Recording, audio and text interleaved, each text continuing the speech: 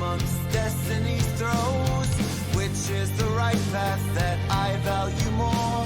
My tinkerer's tools or my magical form? In the danger, don't know what comes next. Weaving my way with each step. On the path we wander through shadow and light, marching through valleys deep and wide, carving our fate and finding our home in this world unknown. Tracker of wolffolk, cursed with a plight, to embrace the darkness or chase the moonlight. Loyalty binds me to all I hold dear. Eager to help, I'll embrace every fear. In the danger, don't know what comes next. Weaving my way with each step.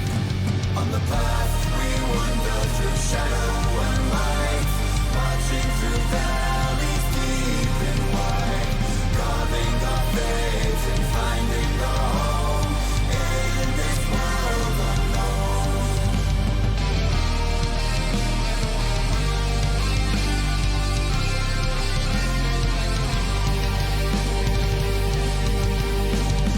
Bound to ceramic, a ghost of what was. I yearn for the path to break free from my curse. Brave in the face of all my hidden strife. Forward I journey to seek a new life. In the danger, don't know what comes next. Weaving my way with each step. On the path we wander through shadow and light, marching through valleys deep and wide, carving our fate and finding our home in this world unknown. Trained to be loyal to colonies call, yet torn by desire to be something more. Only in combat these bonds we renew.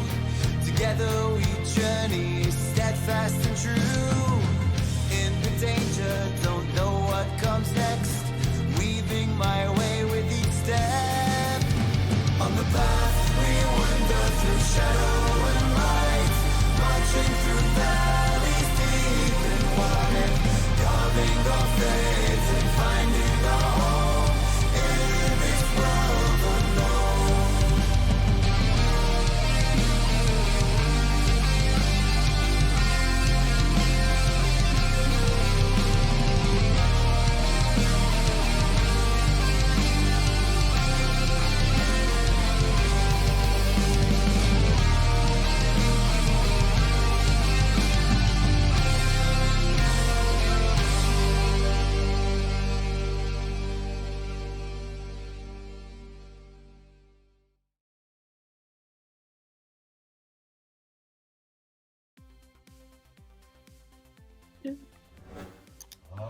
Hello everybody and welcome to episode 20 of Silver Shadows Trail of Echoes.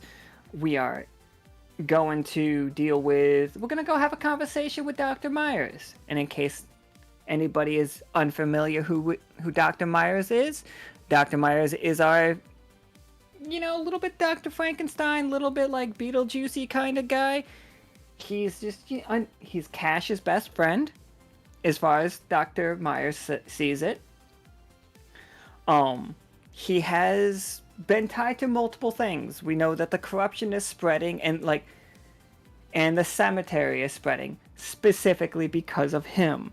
We know that he has done some research he has made some items to corrupt large monsters, i.e. the Tetzel worm. We shut that shit down, but we know that they have a bazooka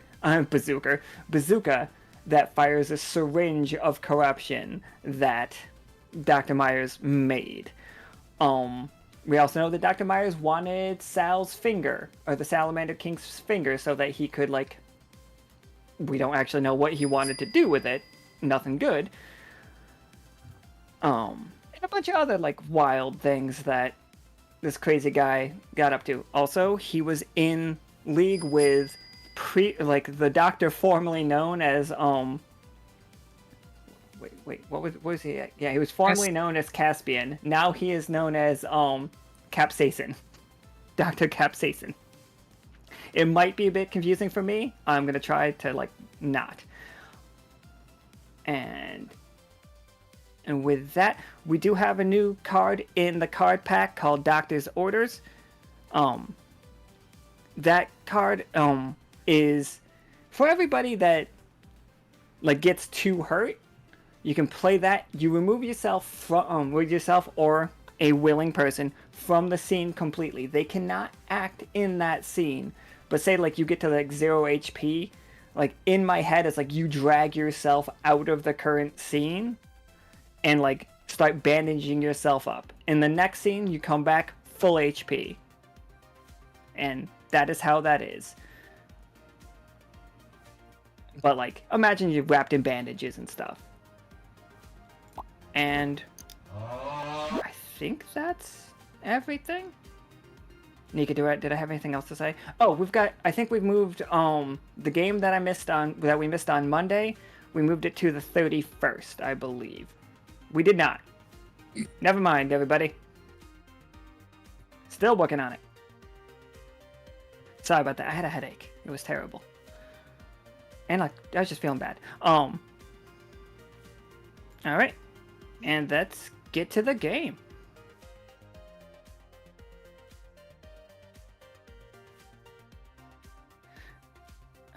So, we've got Dr. Cash in his new outfit, played by Soap. Good evening, everyone. I just want to talk. Fucking smile makes me uncomfortable. We've got Charity, played by Jacob. Hello. We got Iskra, played by Molly.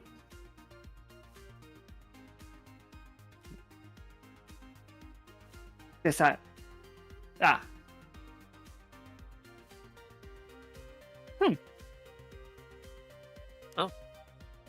Alright. And we got Cat, played by Stone Ghost.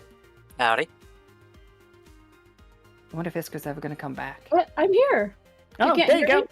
We couldn't for Hi. a second. Oh, We got you okay. now. Hi. Hello. Nice. Alright, so let's move here.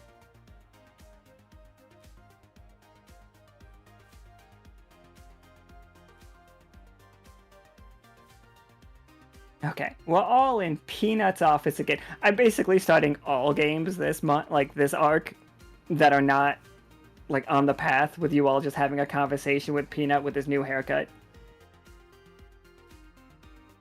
If you guys haven't seen Peanut's new haircut, let me make it really big for you. Look at him. Look at him. His absolutely delightful perm. He went to the salon and got his hair did. Dashing. Thank you. As you all like come into the office, you'll notice that 3 of you have the doctor subclass going on, or like doctor class going on, and 1 of you's a spy.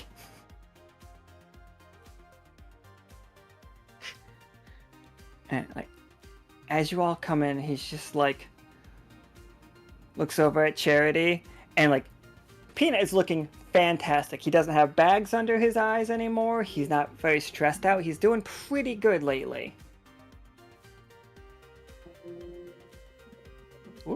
Did you have a trip to the spa? I certainly did. They're building a spa in the ruins of Dyad. Officer Ceylon and Lore and Kui and Malone, they got it really set up. It's a really nice place. I think they're calling it the Night Witches. It's fantastic. Excellent snacks. We should really go sometime. I shall have to take a look at my calendar. Oh, it's fantastic. I would like to go at the soonest possibility. It's just like... Oh, I forgot a token that's supposed to be here. Nothing bad, though. Well, it depends on how you define bad, I guess. There we go. He's got a little, like, golden salamander bobblehead sitting on his desk.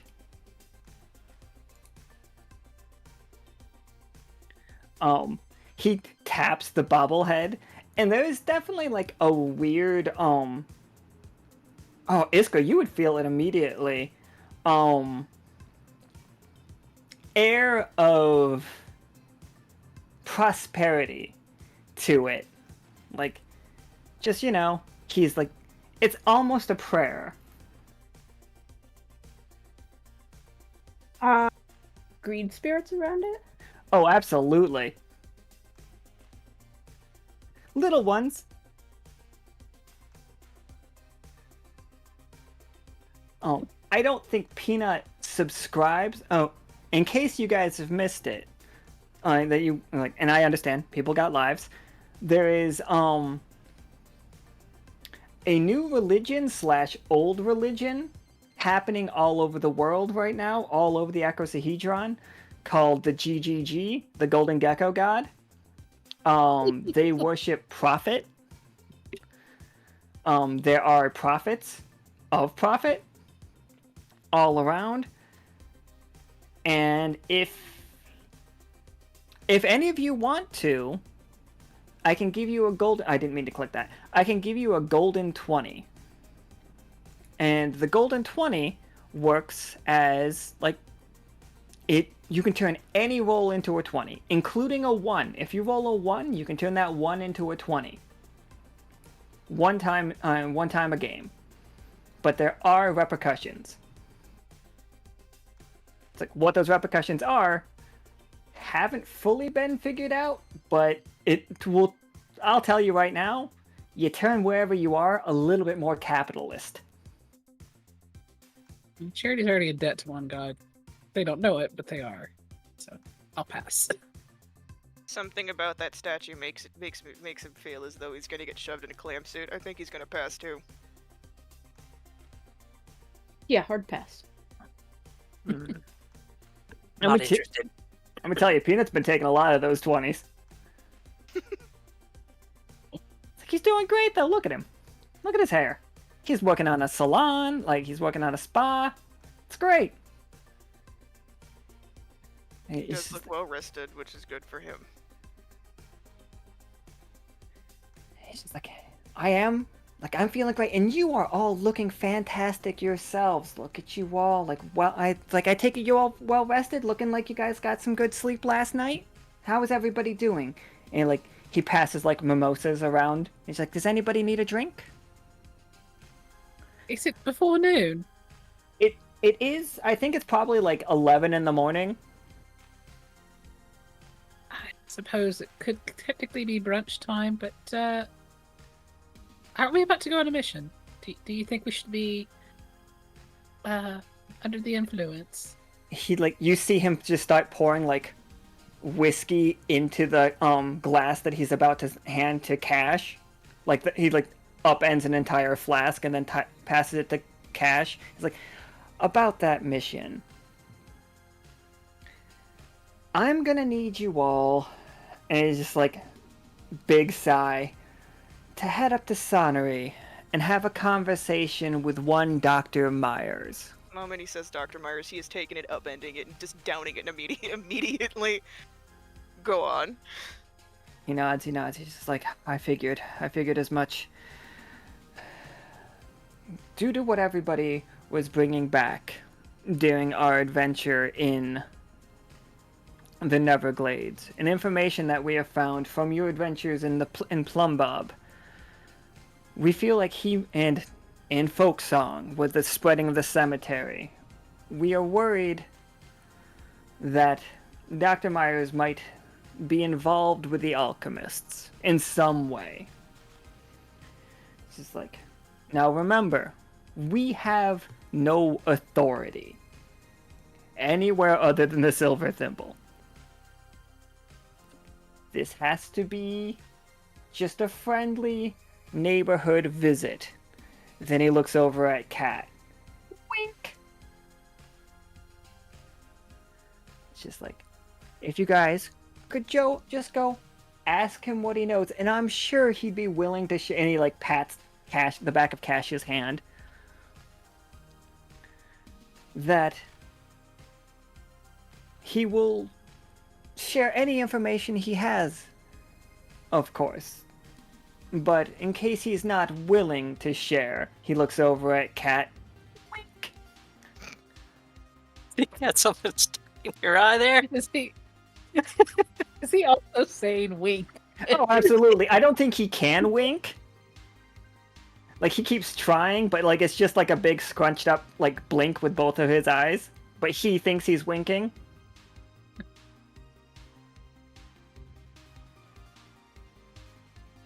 Anyone Understood. else doesn't want their mimosa, Cassius has drunk that one too. I'll hand you mine. How about it? Thank you. I do not imbibe. Peanut I've heard- totally is. I've heard Dr. Meyers mentioned in passing from Dr. Cash. With all that dread business in Plumbub? Yes. Dr. Myers is certainly a character.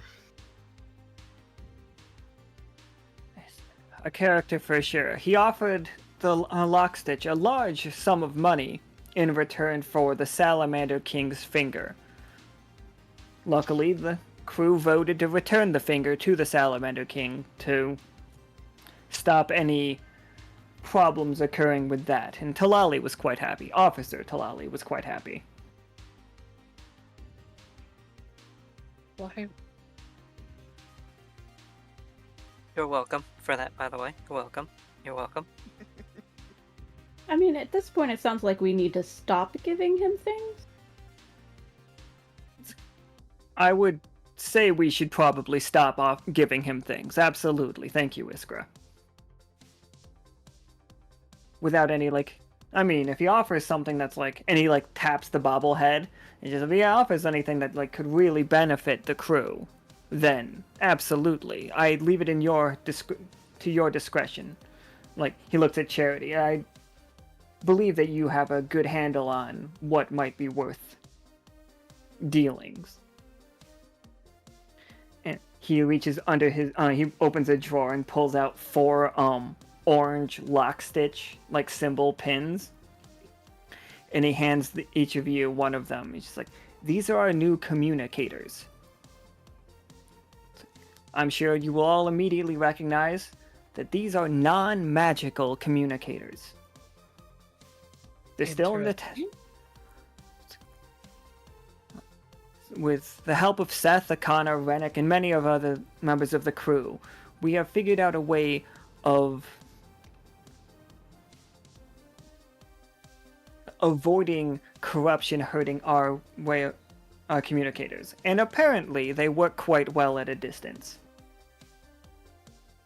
Oh, sorry. Pollux and Castor as well helped very much on this. No. What about those who are not of this world? Therein lies the beauty of it. Anybody can use these, so please keep them on you at all times, and don't be like Simmons and lose one. Do they have an earpiece that I can act like an actual spy with? And he's like, absolutely, and he like pulls out a little earpiece, slides it across the desk. It's just like, insert this fully into your ear canal. Excellent. Then I'm gonna do like the Secret Service lady.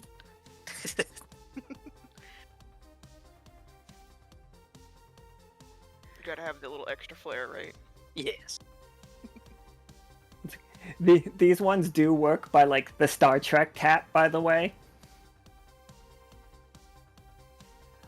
Peanut has gotten over the fact that Peanut does not understand how these things work, for the record.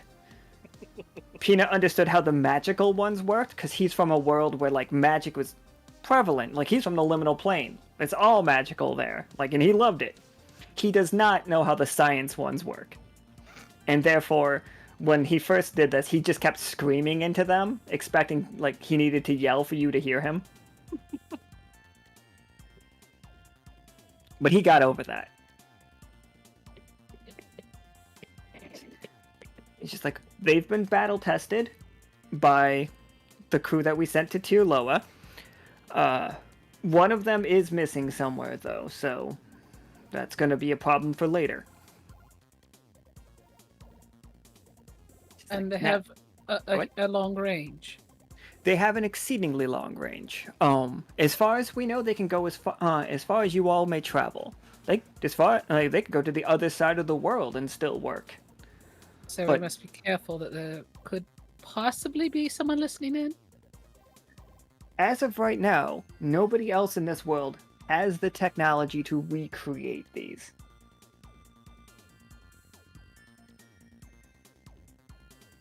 As far as we know.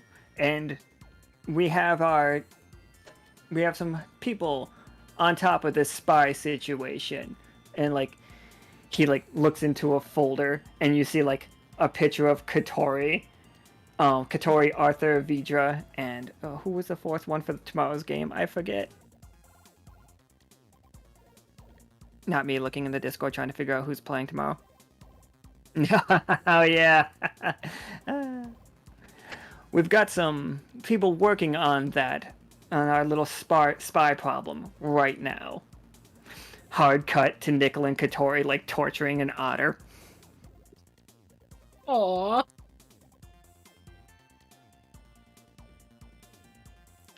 But don't worry, they have it coming. Still so. Aw. I do enjoy the fact that I made some of the cutest NPCs that we have into just Fox News and also asshole spies. And he's just like, he's like, Cash, you've been to Dr. Meyers' house and you have a vehicle, so you know the way, I assume. Yes, I do. He'll think less if it's just you and a small group. Like, he'll think it's less suspicious, at least. Just say that you... Well, say whatever you please, but... If you could find your way inside, gather any information you can about the alchemists.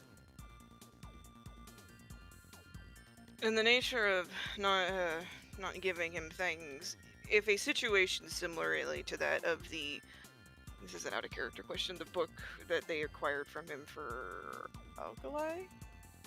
The one he traded for? I forget where that book was for.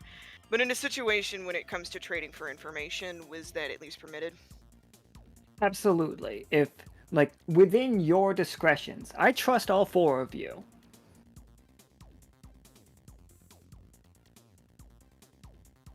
It's just like, do you believe that you'll need a gift for him? What would he like? You just told us to stop giving him things. Now you want to gift Well, him something? thing is, like a the welcome, last like a time- hello gift. The last time that we traded for information, I traded as far as I'm aware, accurate painting of that of the Dreamworm, because he's quite interested in knowing more about it. This time, I may have another painting of a specimen he may be interested in if the occasion arises. I find at least trading information for information is the best bet instead of giving him tools like the finger or a communicator or anything like that. Oh, please do not give him a communicator. Oh, absolutely not. He already somehow has my phone number and I don't know how that happened.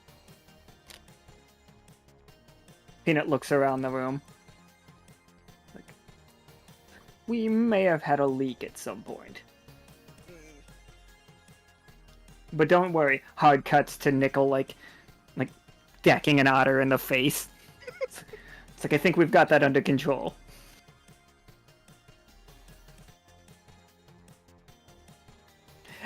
Look, this isn't actually real, don't worry, Nickel. I'm not sure if we're gonna need to, like, strap an otter to a chair and torture him tomorrow, but if that actually comes up, it's fine. Like, they are the bad guys.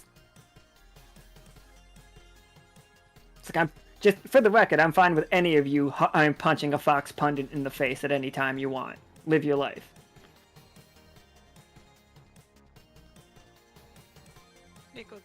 gets to live the ultimate dream in that case then.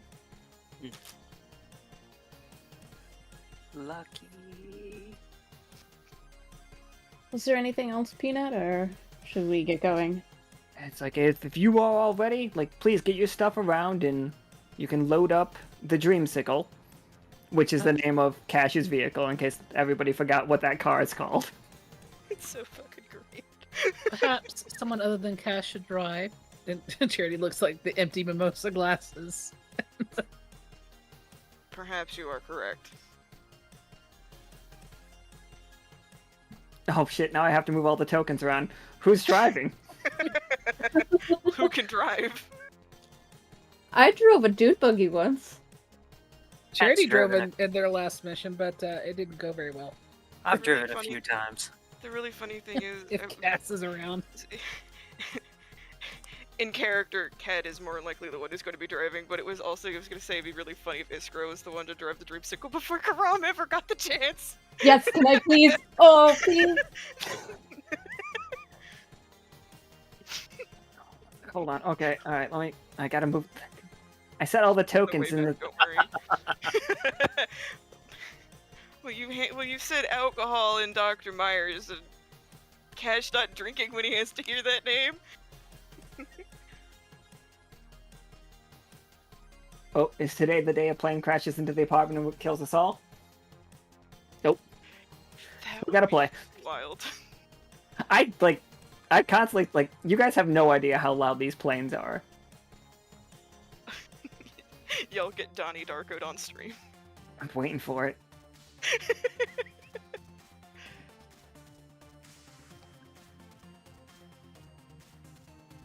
So I had to, like, put Iskra in the driver's seat. This is so what the excited. Dreamsicle looks like, by the way. It is a hearse/ambulance. It's an amazing vehicle. Oh, don't forget tank. It's also a tank, basically. Okay, so, oh yeah, if you guys want to get stuff together and, like, figure out... So what's everybody, like...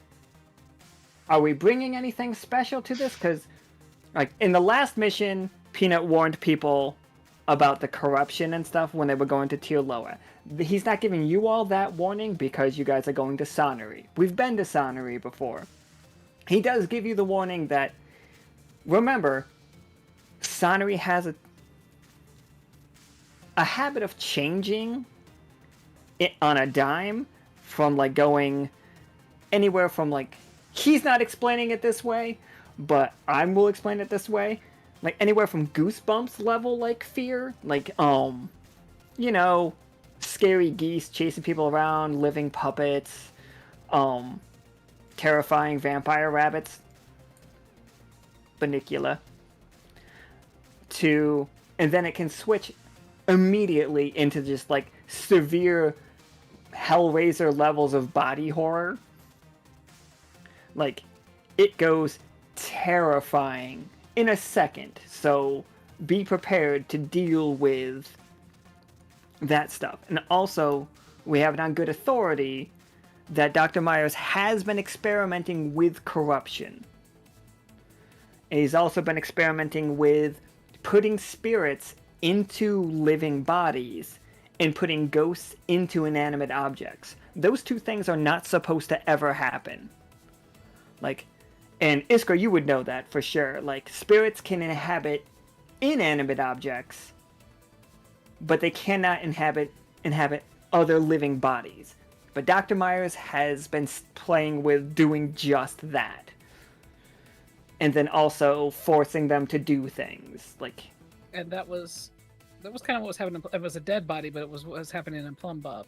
exactly Of course. that. Yeah, it was the Storm head spirit. of a mayor. Yep, the head of a mayor. That we did mail back, right? Oh yeah, you guys set it free. Yep.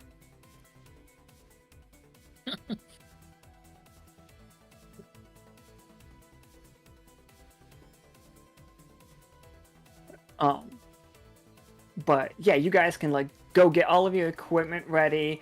I'm sure those alarms are fine. The sirens are fine. Yeah, that wasn't the plane. No, oh my god, that'd be terrifying. I think I would have heard it. I don't know how loud a plane crash is, though, so what do I know? See, I also live next to an airport, so I understand that noise. It's fun. A plane crash? No! Well... no comment. Anyway, I know at least for Cash that he has both of his firearms, his quill, his journal, and the potential trade item probably wrapped up in the back of the hearse.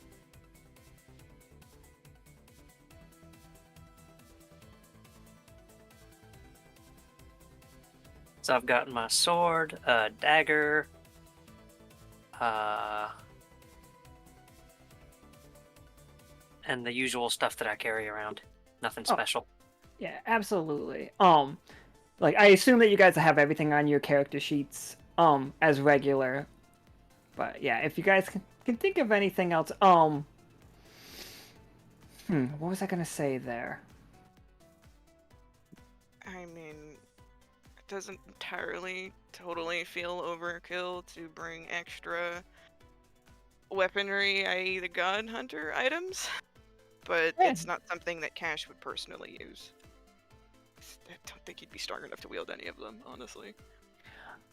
They are all, you were all capable of using them. In character, you could, like, say that they're really heavy and stuff, and which is perfectly fine as well.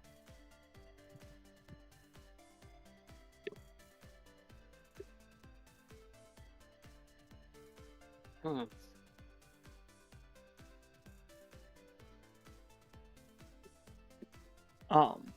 So we are going to Sonnery. Here is Sonnery. If we come at it via folk song, which means you guys are coming from this way, like, folk song is right over here, and like Sonnery is over here. Dr. Meyers lives in between Evil and the farm. This is the farm. It doesn't actually say it on the map, but you can see it. Look at that farm. And that's all it's called. It's just called the farm. I think since Iskra is driving, Cash would instruct her to just floor it through the past Evil, because wasn't that where the villagers came from the last time? Oh, it sure was. Also, they've got like a cult of rats happening now. A unionized cult of rats. They worship a thing called the rat hole. I'm sure it's fine. Yeah, Iskra would take that advice literally and floor it. Iskra, give me a D20. Oh no. How good are you at driving? Pretty good. Yeah, Oh, Yeah, let's fucking go. I mean, to be fair, I think Cash also drives this thing like an absolute, like, bat out of hell because it's a tank and very little can take it out. as you go flying, like careening through Evil, like you start to notice, like, this is a little different than the last time you were here, Cash. The cemetery seems to have gotten more. All around, like, all around Dr. Meyers' gate, there are so many, of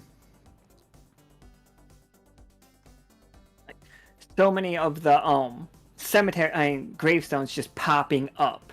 And, like, you see skeletons, rising out of their, like, graves and just, like, looking around. And they see the car, and they are about to, like, they are charging at the car. And they are just, like, attack situation. Iskra, how does your driving eliminate half of this threat right off the bat? Okay. Yeah. So we're flooring it, right?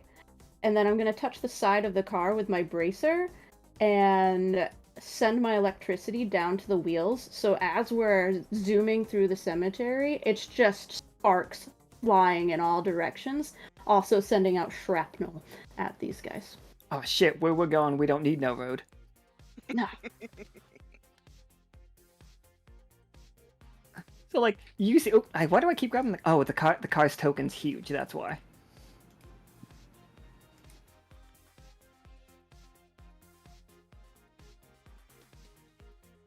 You see. Is this we're gonna like Akira slide it at some point? You see, all four of the little all the little skeletons on the ground just get like.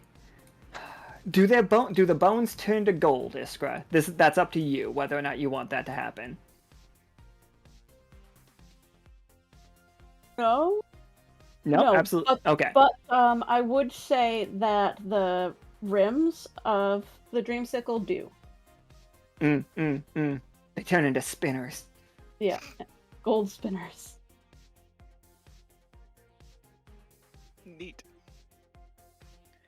It's like all of them just like you see all these skeletons and they each, when the lightning arcs and hits them, you see them crumble and turn to dust the way that corrupted things do. But standing in your path, like the way, and we know that back here, like say this right here, that is Dr. Meyers' tower back there. But standing in your way is a large robed figure that is the robe looks like it's like really there, but his like that the green is translucent, like ghostly, and also definitely with a 20, I'll just give it to you. It is corruption and it puts its hand out for you to stop. You can keep going, but that's another roll to see if you can get past him without like stopping. But with the 20, I'll give you a little bit more because they did the guided in one. There's another path this way that you could just crash through and ignore him.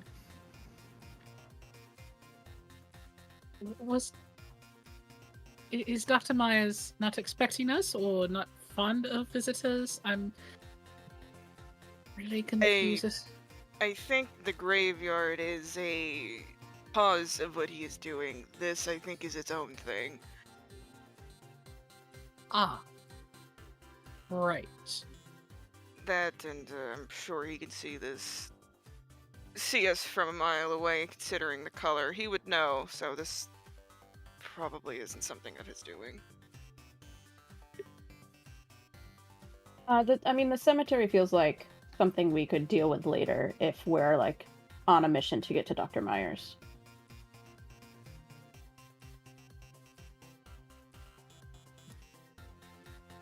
I'm all for like not realizing that we would have to go through this robed figure and keeping my foot on the gas pedal and just hitting the open path.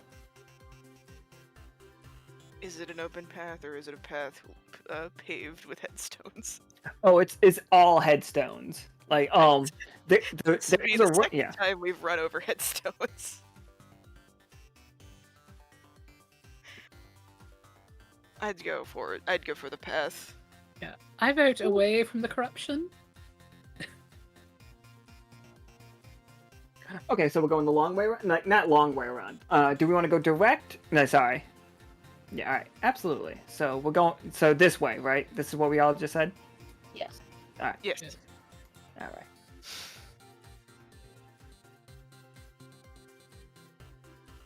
Oh dear. Oh, sorry. Oh, For the people in the UK, me switching the drivers must be very confused.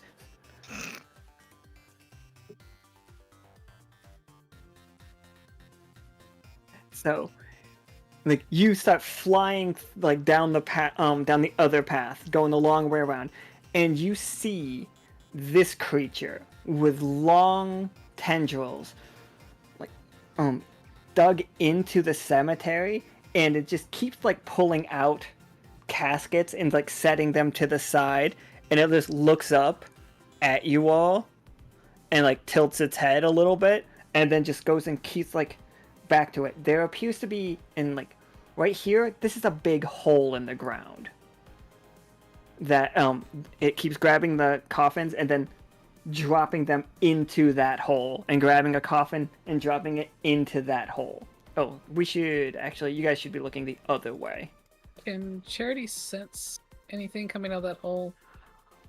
Oh, absolutely. Even without a roll, you guys can feel. Anybody with any necromantic talent can feel that there is a lot of gross happening under there. Like something necromantic is happening under the ground. Would this creature be something Cash would recognize? I.e., is it a creation of Dr. Meyers? Yes, absolutely. It has all of his telltale marks on it. You can tell that head does not fit with those bodies, and with the bodies it has, and also its limbs appear to be stitched together. See, now that creature is made by him. The others, no. There's a rather large amount of necromantic magic in that hole that he's putting dead things into. I'm going to say that that is bad. Considering Dr. Meyers made that creature, that is a very apt assumption. And we're supposed to treat with this fellow. He's better as a neutral as a neutral party in the situation than someone to upset. Despite everything that he does. Is this a hole that we should try to destroy? I'm going to remain very calm, given that we are in a place where the dead should be resting. But if we linger here, I cannot promise that I will be able to control my temper. I forgot to mention, there is, like, you'll notice the lightning storm and all the backgrounds. That is happening. That's not just a background thing. In Iskra, that lightning is incredibly familiar. Dear. And every time you guys see a lightning bolt strike the ground, you can see, like, something stirring with, like, necromantic energy, and like sometimes something pops up. Not saying that it immediately attacks you, but roll me a 20-sider Iskra and Charity.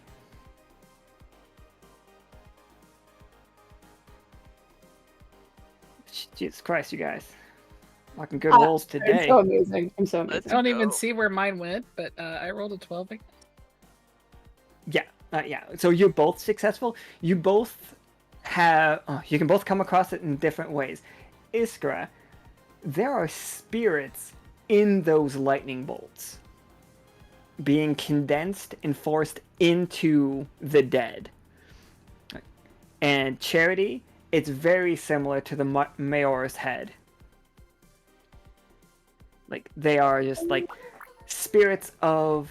Like, you guys tell me, what kind of spirits are in those lightning bolts? When you see two strikes, what are they? I mean, well, I have several questions. Sure, yeah, hit me. How is this possible? Like, how are we harnessing... Like, how is Dr. Meyers capturing spirits and harnessing them into the electricity? Oh, with a 20, I can give you some because somebody just raised your 19 to a 20, so I can answer these things for you. So that question I will answer with, you are unsure exactly, but it does seem that he has a strange version of magic, a magic that not even the Karins are familiar with. He is... No, yeah, here we go. There's a catalyst involved. He is using the corruption as a catalyst to do things that your magic was never designed to do. Like, that lightning is a curse. He has turned your magic into a curse. and like Charity and Iskra, you guys can both feel it. This creature in front of you is that as well. Like, it is corrupted, but enslaved is a strong word, but yes. I mean, we've already established that doing relieve does not work on the corrupted. Right. You have to separate. Charity knows you have to separate the magic out. So what spirits would Dr. Meyers be attracted to that he would want to capture and put into other bodies via lightning, corrupted lightning? Go ahead. This is out of character, but it would be depending on like what his goals are. Like I'm thinking like wrath, and if you want like Is an it army just to the- fight, Is it just the fucking 4 horsemen of spirits? Right, for sure. You guys could go that way. So, Wrath is actually a really good one because recently, we had a experience where the party blew up a building close by, very close by to where you are right now, called the Embassy. That there was basically a Pied Piper type character that was making children from Folksong go to hell, and then using their ghosts to power, and like using their ghosts to power themselves and sell their trauma. They were really bad people. But don't worry, we killed almost I'm all glad of we them. blew that up. There's no allegedly about it. took full credit for it.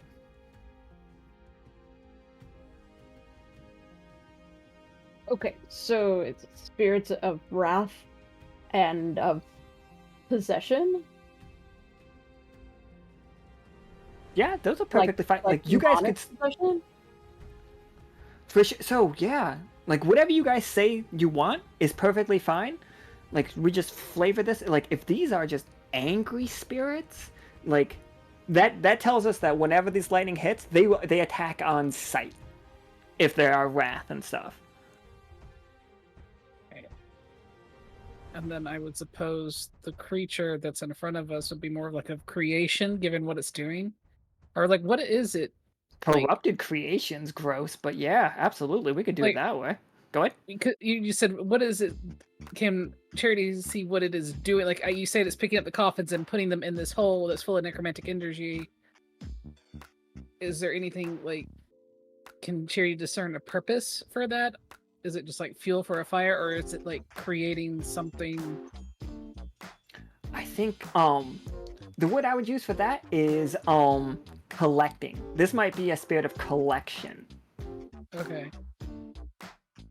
So it's just like hoarding power right now, like collecting just necromantic energy.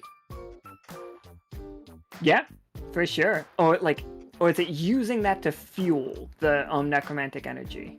Like Yeah, put a that's- hole here. That's Yeah, what- there we go. Charity's trying to figure out. Like, Production value. Okay, so I've written down spirits of wrath, possession, collection, and creation. Seems to be the general consensus. Absolutely.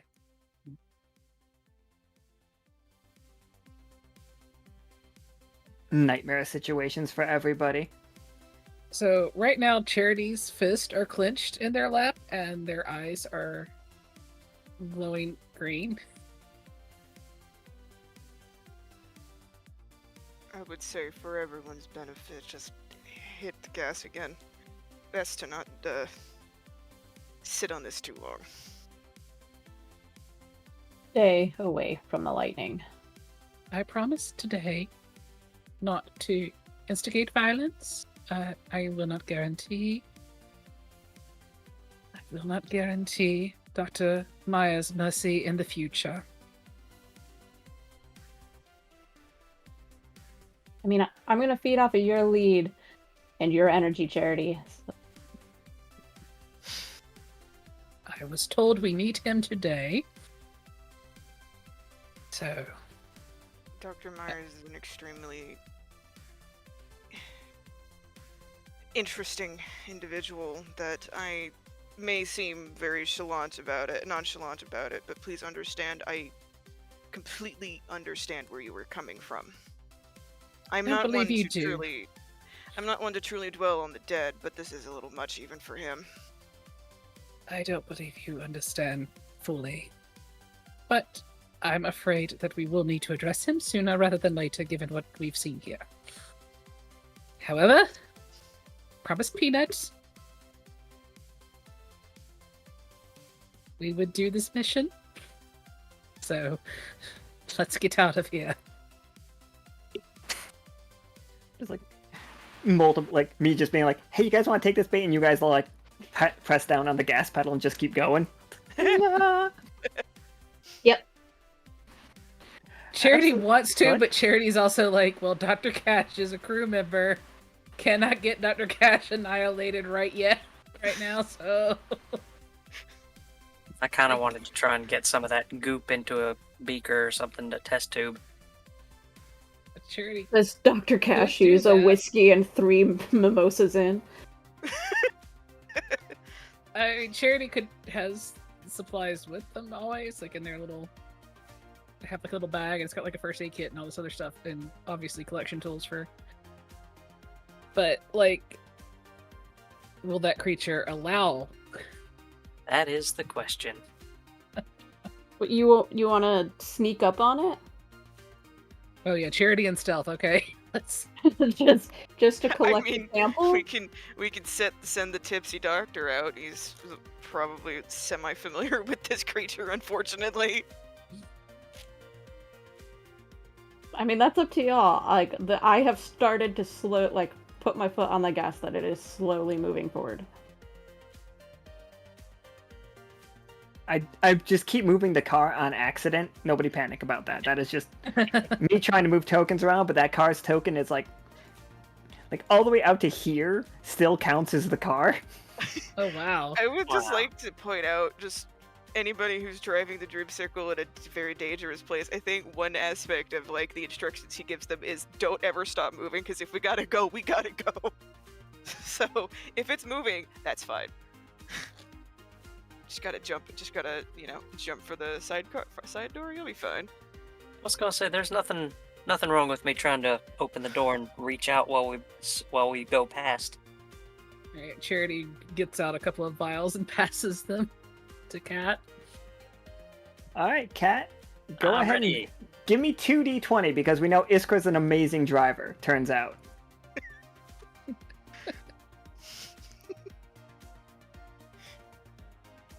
She's amazing out of spite.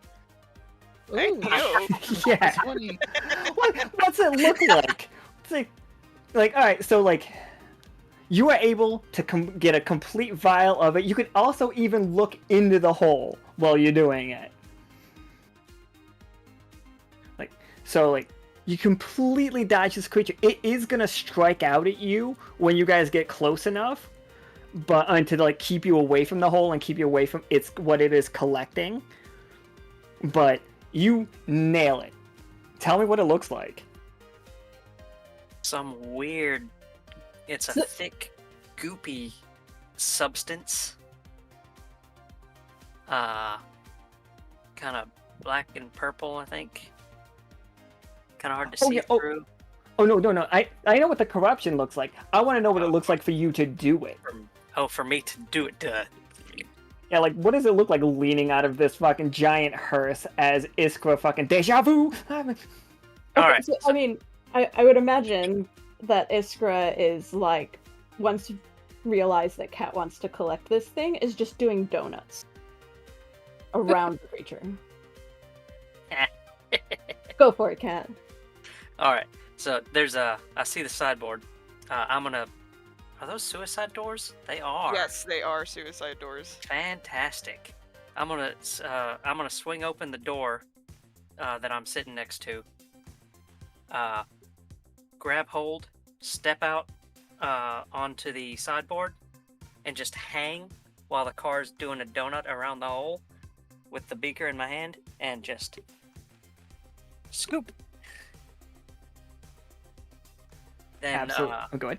I'll grab I'll get the beaker and just, I'm so glad those are suicide doors. That makes it so much easier.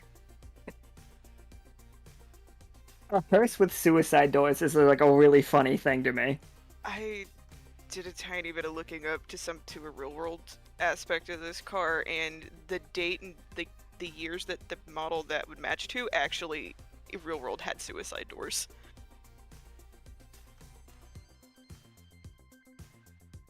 Which is quite neat.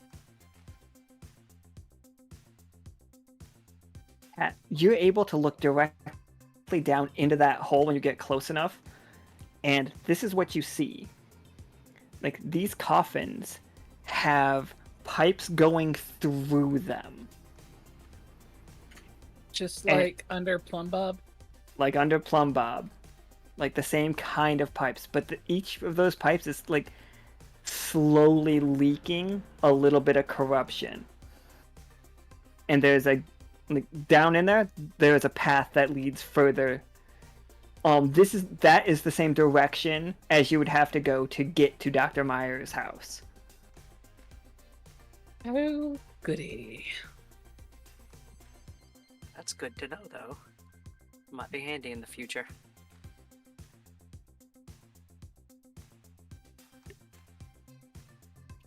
So you have the corruption in it. It is couple things. It is thinner than the corruption that we have gathered in the past. It is significantly more liquidy. And corruption feels like a curse. It feels absolutely awful. It permeates whatever it's touching. This corruption, you have it in the vial, but it is not immediately. This is the best word I could use for it is synthetic. Like, this feels like man-made corruption. So not from like the samples that Charity got the idea of Tiraloa from. Exactly that. It's okay. Interesting. Is this similar to what was in the giant syringe that was found? Bingo. Alright. I figured. Charity carefully like packs up the vials to make sure this is not gonna like so they're not gonna like break or that it gets anywhere on anybody. Even if it is synthetic, it's still corruption. So I have a token for it and everything. so Nice. Yeah, I recognize that unfortunate little guy. Iskra just like fucking drifting around this thing, just like doing a burnout. One hand on the wheel, just fucking leaning back. Oh no, we're doing a takeover. okay. And Got our the- hand out the window, flipping the bird. It's like, You don't know me. but Pizza, that's probably accurate. The pizza song playing in like the background, like very loudly on the radio. Wait, what's the pizza song? What, I forget the name of it, the jingle. Like the Hot number to one Go? song. Yes. HTTOGO. You can take me hot to go. Yeah, it's playing on the radio. But the two goth girls and a vampire. The two guys got the industrial version of it. ACTOTO.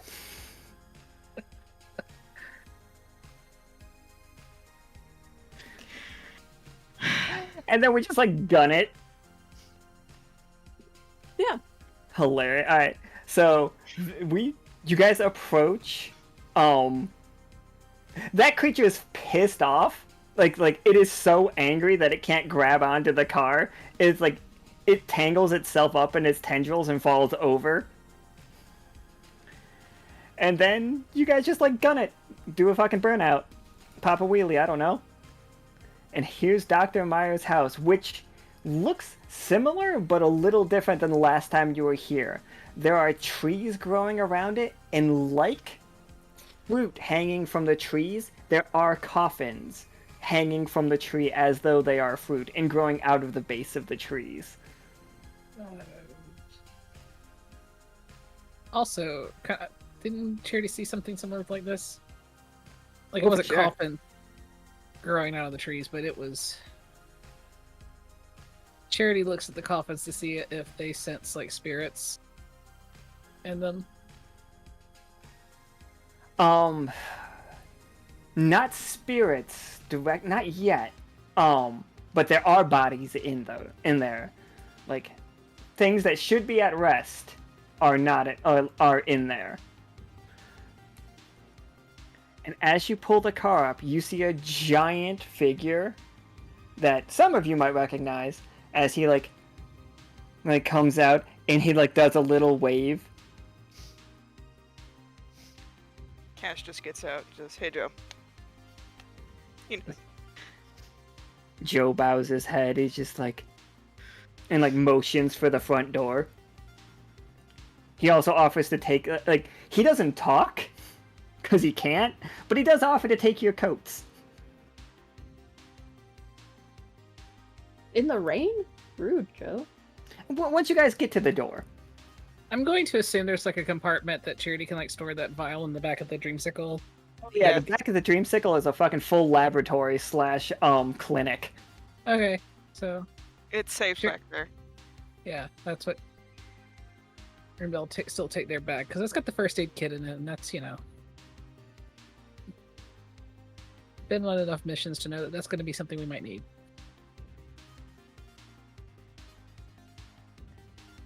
So Joe leads you into Dr. Meyers' house. And here we are in Dr. Meyers' house. Dr. Meyers is sitting on his, like, big comfy chair. He's like, cash. And, like, walks up, wants to do kisses on both sides of the cheek style.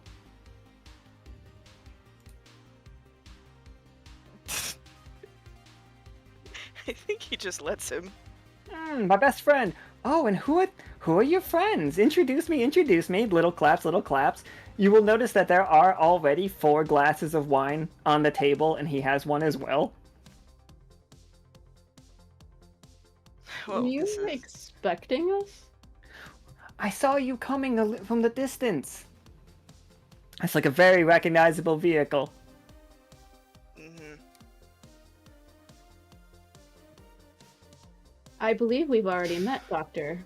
I see you're enjoying my lightning. It has been so useful to my studies. Tell me more. It's like, oh, I wish I could tell you more. It's like, you understand, like, NDAs. I didn't sign anything. Oh, not Oh, you, absolutely not you. Dr. Meyers, we're friends, right? This may be NDAs, but we're all professionals here. I'd love to chat about my new partners, but we gotta keep some things under wraps. Just trust me, it's for the best. I'm Please, sure. please, introduce me to your friends. Who is this lovely one? And walks up to Charity, like, hand out. Charity kind of glances over at Cash. It's like, Well, They- this is... Oh, sorry. yeah, they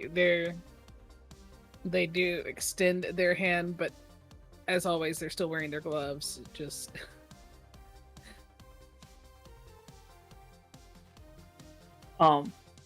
Charity, he takes your hand and just firmly shakes it. Doesn't, like, no, like, kissing back of hand or anything. Like, that's not Dr. Meyers' style. And he's just like, oh. A thinly veiled presence, I feel. It gives you a little, like, nod of understanding. I wouldn't quite phrase it like that, but yes, I'm Charity Weir. And I am Dr. Meyers. A pleasure to meet you. Like, elite, some call me a necromancer, some call me a mad scientist. I prefer eccentric. does that make you also a doctor, dear one? Like, and extends his hand to Cash.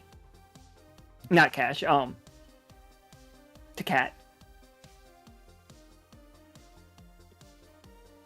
I do like to study every once in a while, but not officially yet.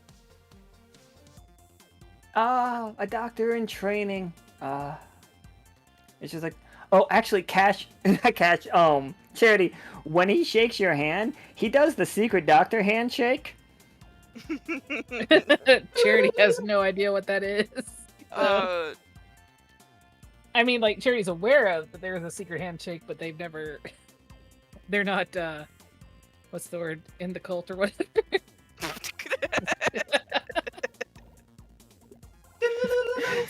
Charity trying a normal handshake. Dr. Meyers diddling your hand. It's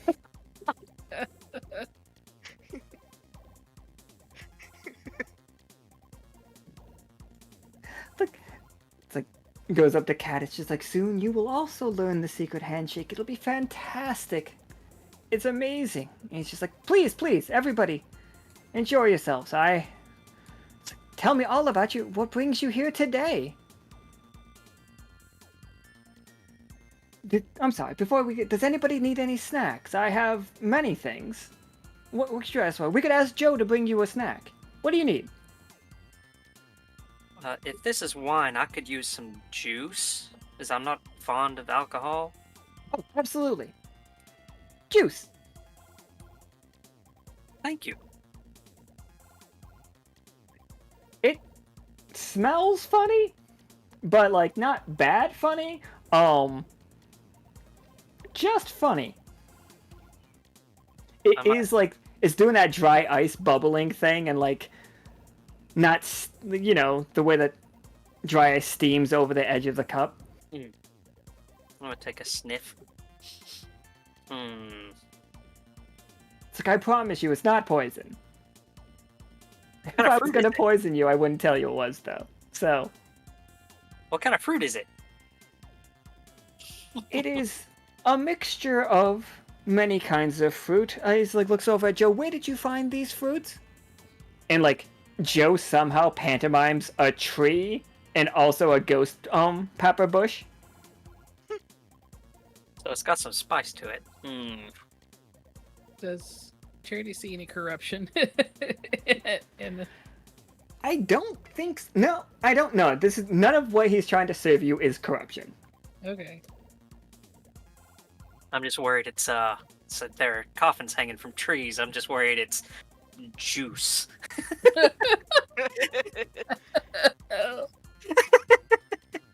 Would Dr. Meyers juice people? I don't think he...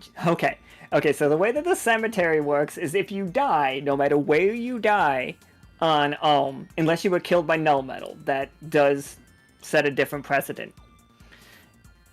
If you die, your body eventually arrives at the cemetery, no matter what. Like, no matter if you were buried, if you were cremated, it doesn't matter. You eventually get here. Even if you were eaten by something else, you eventually arrive here. Or at least your body does.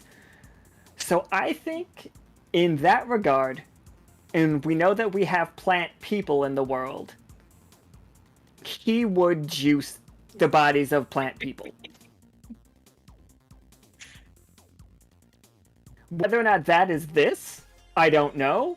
And, like, if you don't want it, like, this is not that if you would not drink that. Oh, I'm definitely going to take a sip either way. Oh. Do you like it? It's got a kick.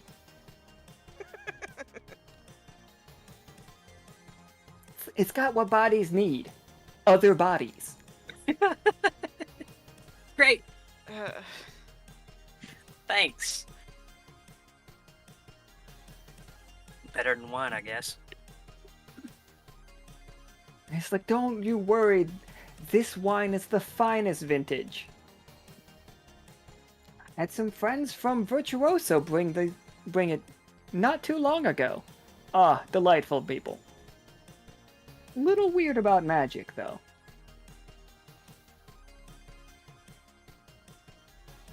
But anyway, what brings you all here? It's like a regular doctor convention and doctor and training convention. I suppose we're after your tips and tricks, Doctor. Ah. You would be the most seasoned of us all. Oh, I've been doing this for a long time. A long time. Dr. Meyers crosses his legs. He, once again, has different legs than he had last time that you saw him. Now it's almost like he's got flamingo legs.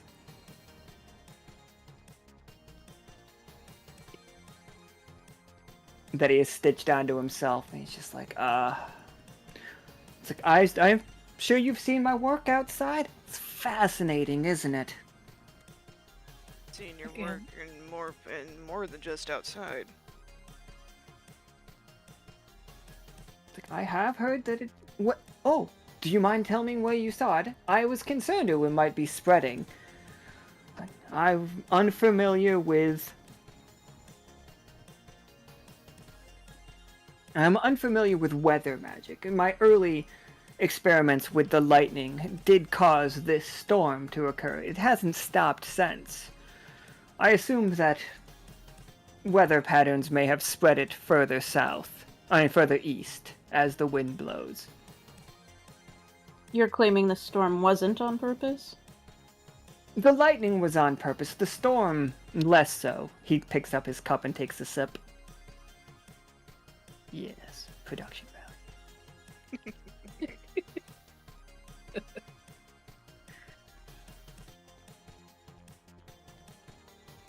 There was also a storm in Plumbub, but in that case, there was a spirit of a storm that was trapped.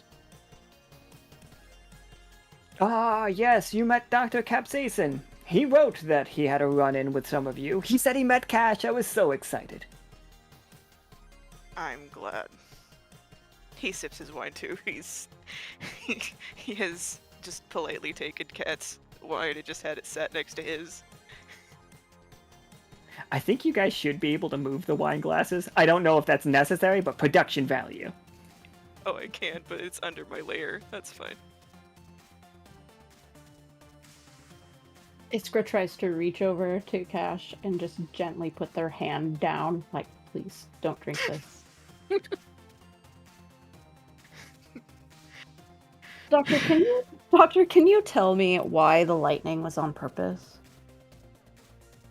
I like to experiment, obviously, and he starts to say something because and then it seems that his mouth shuts very tightly. Cash, you sense Biromancy. He's not going to say anything, but watching that happen just makes note. Makes note about the mention of the NDA before.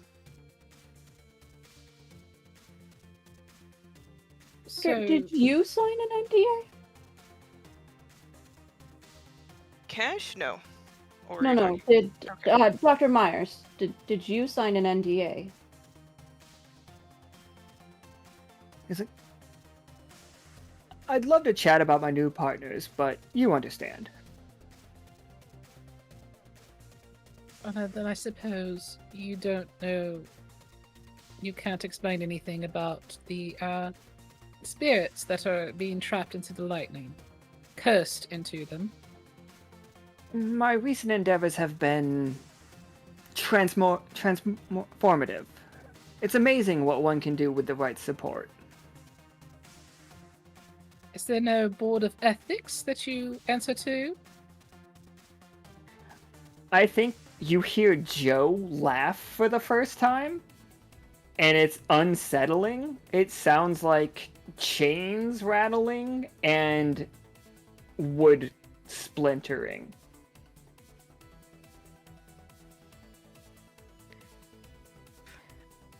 Board of Ethics in this situation is unfortunately a quite laughable situation, if you understand. Oh, I understand completely. I also come from a world in which there were No restrictions in place on necromantic magic once upon a time. Ah, yes, yes. You were all fascinating. I forget at times that some of you came from different worlds. Other than my dear friend Cash. He like pulls out his pen and paper. He's like, please, please, go on. What? Maybe we could share. It's just like, what is the nature of your necromantic, and what can you do? Can you bring things back as they were, or do you like who they were and what they were, or do you put ghosts in new things? I've been working on putting ghosts in new things. Some of them don't like it. I am of the mind that I should not upset the natural order. The dead should be left alone. But if you leave them alone, like, it seems like such a waste of good flesh. You are where the dead still experience emotion. Some of them pain.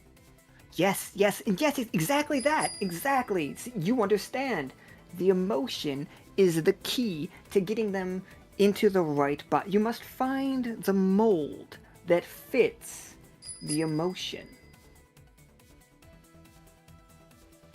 I think he, at that point, pulls out, what would he pull out?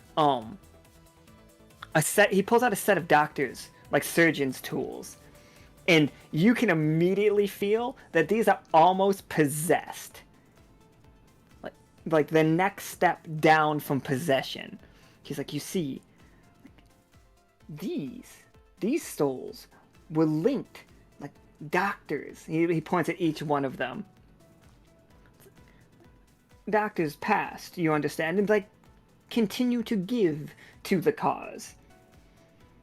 And like he has a scalpel, he has like forceps. There's a rib spreader in it, and each one of them is haunted. I have an out of character question. Sure. Would Dr. Meyers have had Joe also sign an NDA? Being as how Joe can't talk. Joe being his like manservant would be under his NDA. Fine. Sorry. Well, you know what? Maybe not. Let's let that rock. If I used commune with the dead, I'm assuming Joe is the dead. Joe is the dead. So if I used commune with the dead, could Joe and I have a conversation? If Joe wanted to, for sure. I would like... Okay. Iskra's gonna excuse herself and ask where the restroom is. Absolutely. And ask if Joe can escort her.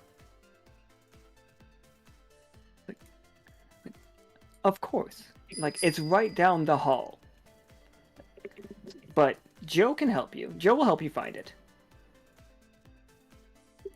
Let me see. Which one of these works as, like, either a hall or a bathroom? There we go. See, some people laugh when I make the bathrooms for my buildings, but I know you people. It only takes one time. Only takes one time for somebody to need to go to the bathroom before I start putting bathrooms in all my room and all my things. That's not true. Oh, here we go. If anybody happens to look over, Charity is like gripping the arm of the couch very, very intently right now. So Dr. Meyers takes Iskra's spot on the couch next to Cash. And now the wine glass is empty. He was trying to not, but now that he's moved, down it goes. Rude.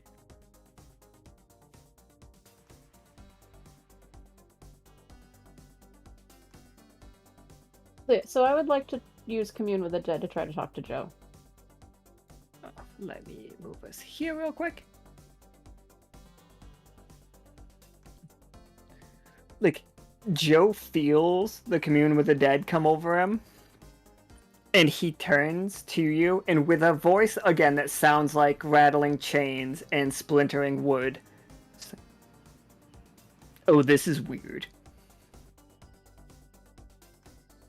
I thought you might like to have a conversation with someone.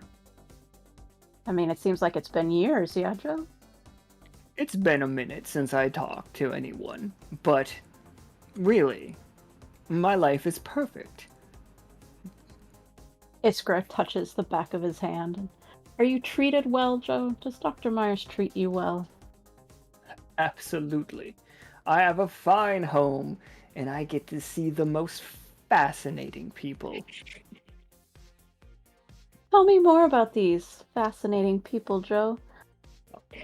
There were these strange, beardless dwarves that arrived, wearing ugly little hats. Most hideous hats. They called them fedoras? Terrible things. Beardless dwarves with fedoras. Would these be the new partners that Dr. Meyers is talking about? Oh, no, no. The new partners are the alchemists. The alchemists. Yes, strange men. Well, men is putting it a step too far. His name was Sepsis. Weird little bird figure. Kept going on and on about the folded city. The folded city. That's where he said he was from. Do you know what these new partners want from your master? Chaos. They are funding anything he does, as long as it suits them. They have given him some very strange things. Do you have to use the bathroom? Or was this a clever ploy?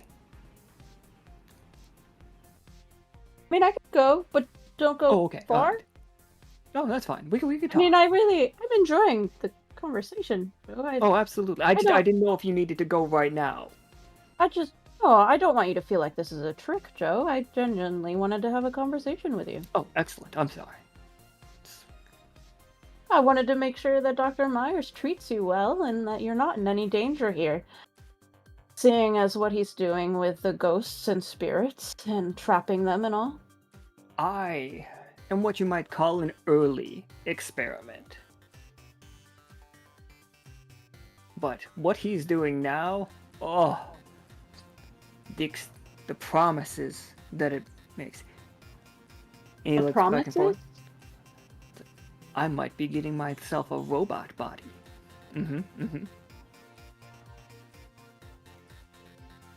Does Dr. Meyers usually follow through on his promises? Oh, he is very honest.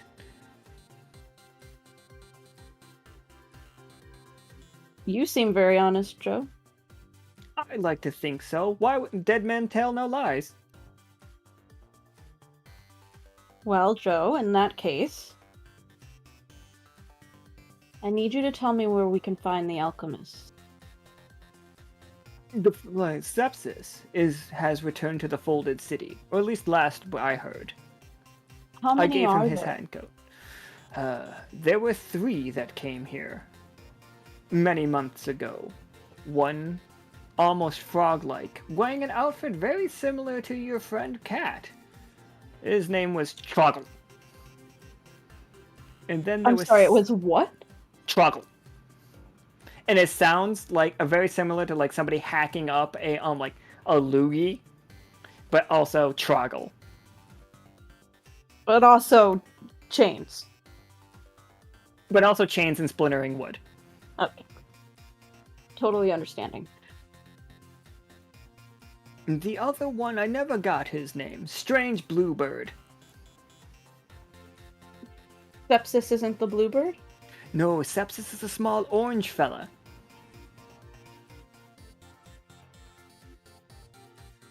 And do you know anything other than they just want chaos? Like, Oh. what kind of chaos?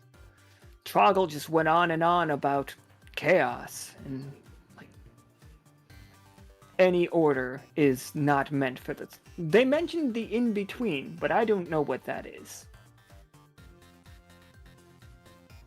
The in-between.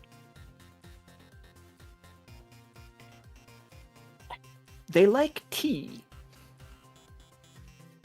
Joe, did the alchemist mention if the chaos was meant for the world or for the Lockstitch crew? They did mention the Lockstitch crew, but they said that you are doing great in helping them with the very same. Me specifically, or the crew? The Lockstitch. They Is helping the alchemist. is helping the alchemists. Absolutely. That's how they got Dr. Meyers in on it. They said that his dear friend Cash was helping. How is Cash helping? They just cited some of the things that you all are doing. Changing the world, well, resetting reality.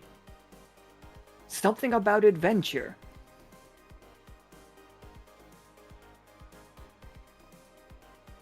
Well, Joe, is there anything else you want to tell me? No, not...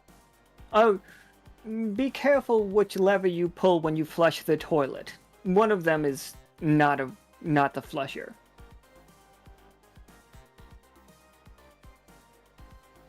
All right, Joe. He's like, secret passages, and you understand. Secret passages underground? No, they'll lead you underground. Absolutely. That's where the lab is. Also, if you are all staying tonight, I'm going to need your size, because we have pajamas for everybody since the last time you all Cash stayed here. Cash stays here. Stayed here once with that lovely friend, Clem. I really wish to see Clem again. I will let Clem know that you say hello. Excellent. I'm going to excuse myself now, Joe. And... Okay, I'm gonna go back. I'm gonna go back. You can find your way back, yes? Oh yeah, I'll have no problem. Excellent. I find it weird waiting outside a bathroom for somebody. Good talk. Thanks, Joe. Well, that conversation was happening. What were you guys talking about in the living room? Go ahead. Can Charity sense any corruption in Dr. Meyers? Like, has he taken any corruption into himself? Has he taken any corruption? I don't think so. I don't... Okay. I don't think he's, like, gone that... I don't think he's good enough to do that yet. And his body is... Like, Is he still alive, or is he, like, mostly just... Because he's got different body parts, you said, so... His head is alive, and like what he was before. Everything from the neck down is dead and reanimated. Okay. So, like, just all running on necromantic energy, like, use... Or magic, Yeah. rather. Okay. Absolutely. Okay.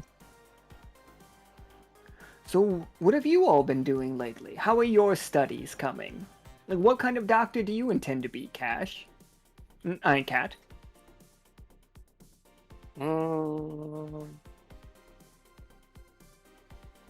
I'm undecided at the moment. It's a very broad field, as you can imagine, I'm sure. Absolutely. It took me a while to figure out where I wanted to fit in with being a doctor. It's like I went to tier lower and studied under many different kinds of doctors. I've been to Alkali. I've been as far as... I've been through Alkali. I've been to the Celestial Sea. It's like I once made it to the Folded City. Though... their magic is a little bit distasteful to me.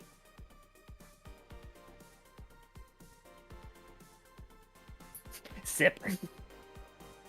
So I'm trying to come up with an excuse to get out for a minute. What sort of magic is distasteful to you?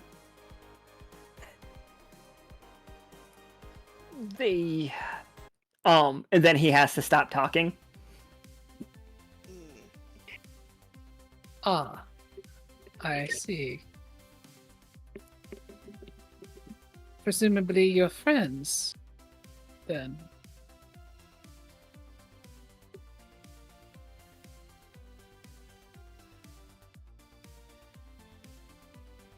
I would imagine anything about the Folded City. Unfortunately, our friend here can't talk about. Ah. Since it seems that with the type of contract signed, correct? It's a part of the terms. I've would been say. working with some very resourceful individuals lately. Let's just say they've got a knack for finding the right tools for the job.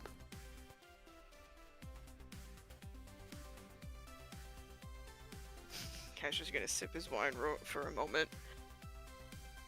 So this particular contract, was it more a binding in terms of you can't speak about it verbally? Or is there any way you could show us just a little bit of what you've been working on for them?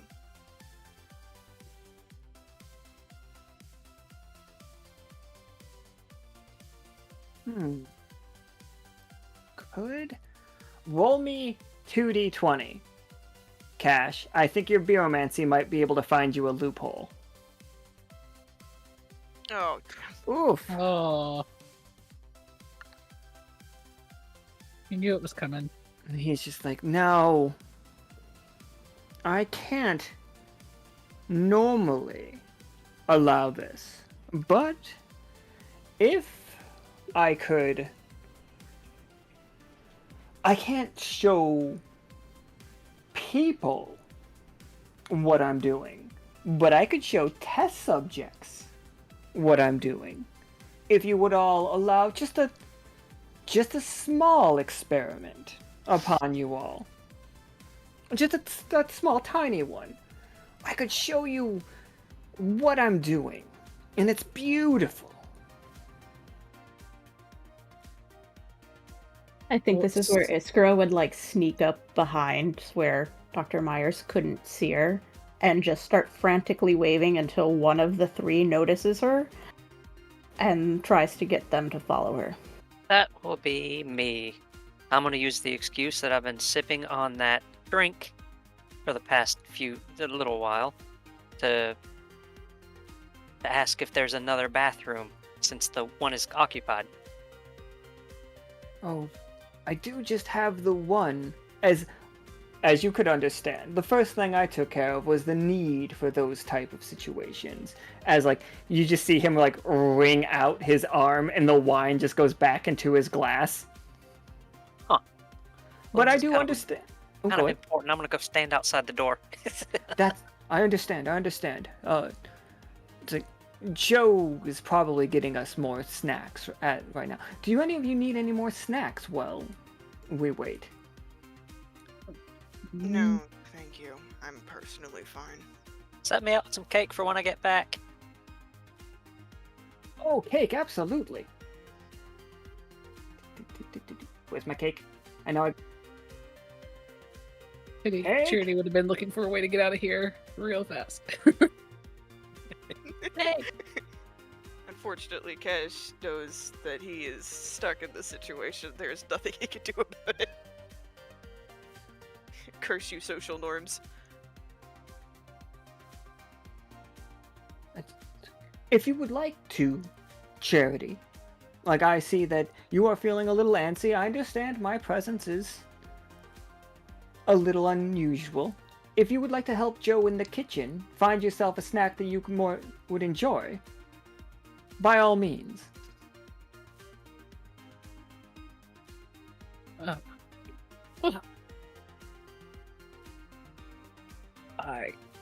I definitely wouldn't mind searching for something else.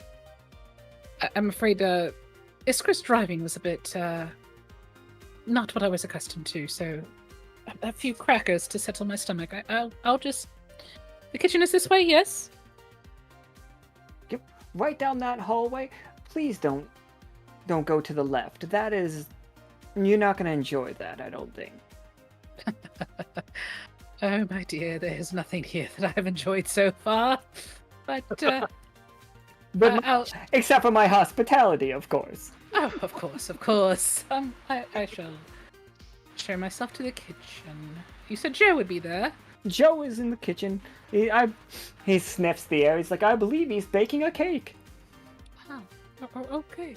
Then I'll speak with Joe. Have him show me where the crackers are.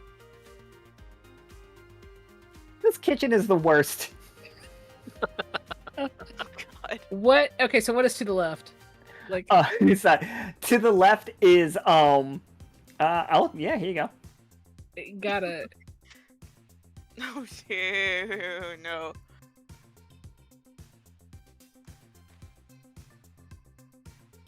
Charity is like trying to just like peek in.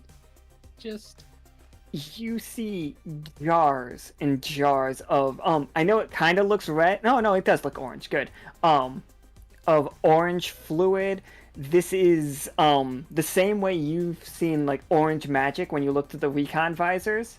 Like that's what this glass is. Like it's the glass when you look through it is recon visors, and you see guts and spinal columns and pieces pulled from corpses. Are there any spirits or any objects that are like currently being possessed or haunted? The fluid is spirits. It is liquefied spirits. It like the mana batteries, but purer. And these got organs and stuff pickling in active spirits. You see syringes and many other like materials. This table is like right here is clearly used for like dissection purposes, and you see all of the stuff that you might need to, you know, put these pickled organs in something else.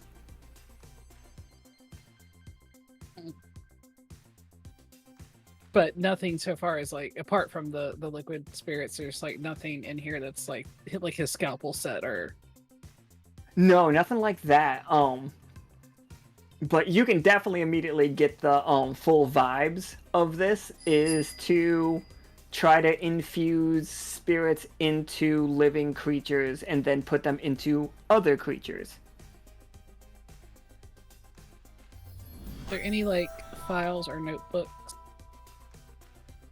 Roll me a 20-sider. This is half finding it and half if you're sneaky enough to not be like immediately noticed. Shit.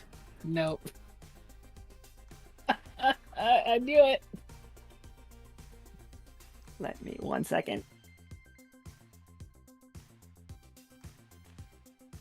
What is the most terrifying thing to find you here?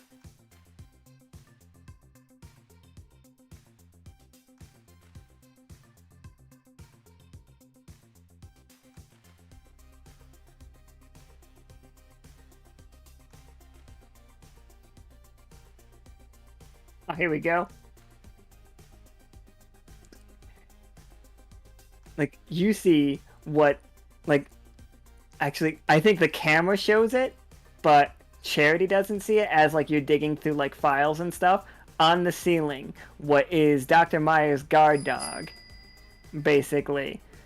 This thing begins to squelch out of a, out of like a little thing in the ceiling as it begins slowly lowering itself down at Charity. Like, Charity, you find like papers, but it's just like, it just says like ineffective, like organs put into a corpse, unresponsive, like we need live test subjects. If only we can find somebody willing. A willing test subject might be the key to this. as the whole room goes dark, Charity, from the failure, as this thing basically swallows your head. Like, not that it doesn't like cut your head off, but like the next thing that we would see is like very like Ithalid style. It's got your entire head in its mouth. And then we're gonna cut. Oh, go ahead. Like, okay, so I don't get a chance to. Yeah, not right now. In a second, you will. Okay. We're gonna cut to the bathroom real fast for Cat and for Cat and Iskra's bathroom adventure. We go in pairs. Oh, my bad, I forgot.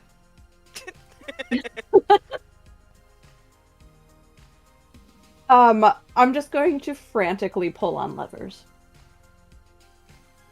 The first one flushes the toilet. Cat, you've been called into a bathroom to watch Iskra flush the toilet. Cool. That's... alright. No, look, Joe said one of these goes to the basement or something. Just pull on levers. Well, there are only two. I'll pull the other one, I guess.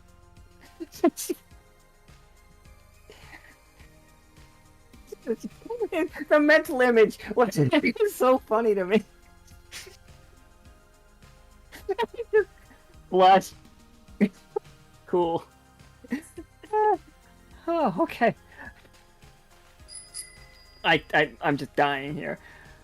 The toilet starts to like go away, and it pulls off to the side, and then there's like a spiral staircase down. Ah, nice. Dr. Meyers is real bad at hiding things. But this is what you guys see when you get down here.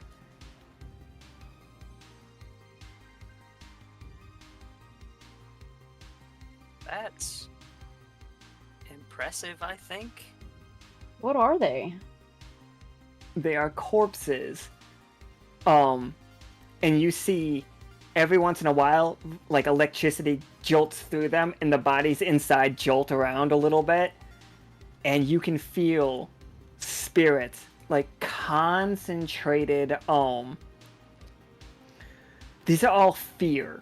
All three of these are fears. Like, imagine if all you took was the most terrified things. Like, you scared things literally to death and then created mana batteries out of them, out of like the fear, and then submerged corpses in it, and floating around in it you see corruption.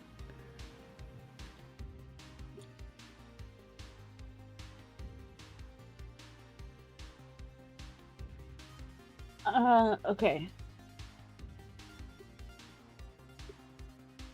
So these corpses are corrupted. Yes. Like, he is attempting to corrupt them. He is trying to use the corruption as a catalyst to infuse onto these corpses. But they haven't given in yet. It hasn't worked yet. The corpses themselves have no, like, mind of their own. Like, have no will of their own. Player-wise, you would understand he's having the same problem down here as he was having upstairs with the organs. That maybe something living would be more accurate to put inside these things.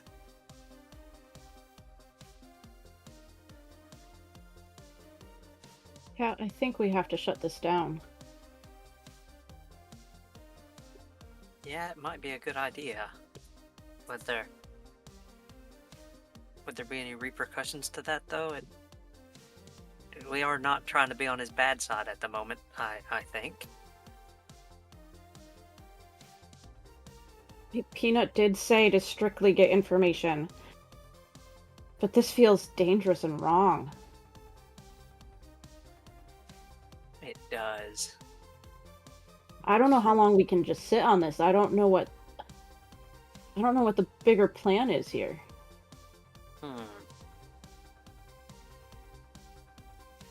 Do our communicators, like, can we call Peanut?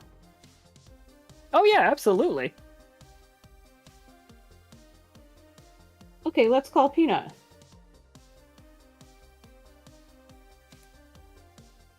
Like, Peanut's just like, is this working?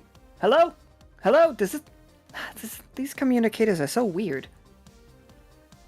It's like, what can I help you with? Peanut, it's Iskra. We're in Dr. Meyers' basement. I've had a conversation with Joe. We know who the alchemists are, and that one of them is in the Folded City. He's corrupting corpses, and I have a feeling he wants to start experimenting on live.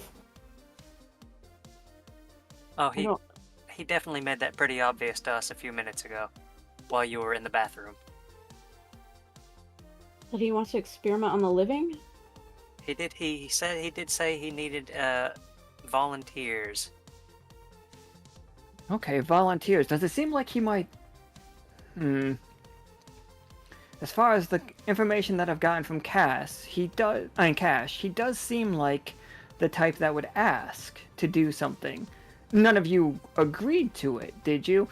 Real quick, we flash back to the couch, and it's just like Dr. Meyers like pouring another glass of wine for Cash because of your one that you rolled. So, how dark is it in your mind? I won't stop until I can find the dead in all of you. All I know is that you're far from home. So how dark is it in your mind? How Or, yeah. dark are you talking? I believe... Like, I feel like I can feed the thoughts you never saw. And it's just like, I can give you so much. Power, not just power, but we can learn so much about this corruption. All I need is a volunteer.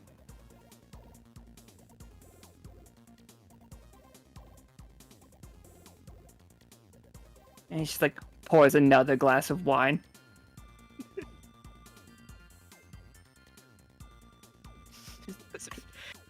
He's trying so hard not to down them, but it's just being left alone with Dr. Meyers has always put him on edge. Depends on what exactly you are wanting to do. What kind of procedure would it be? A very simple one. Very small. I have a collection of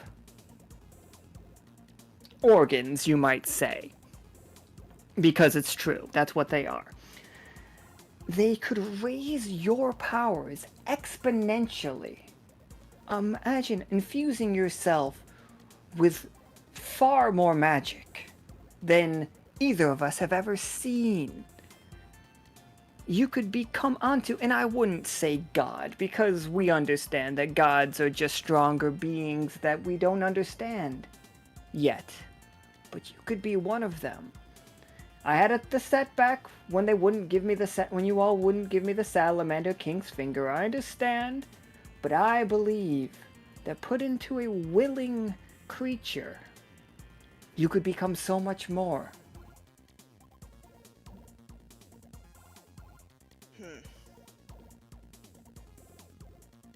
Fortunately, the curiosity is piqued, but please understand the apprehension of wanting to potentially put oneself through such a procedure regardless.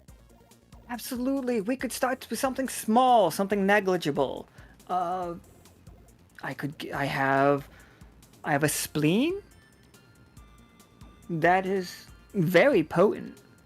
A liver is like emotions to your drink. Imagine you could drink all that you want and never worry about the liver giving out.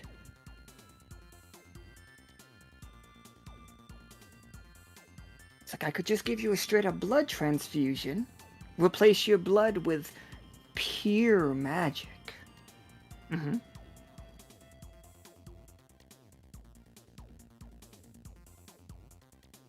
Like, I worry that my body is too far gone Like at this point, I didn't understand this when I began.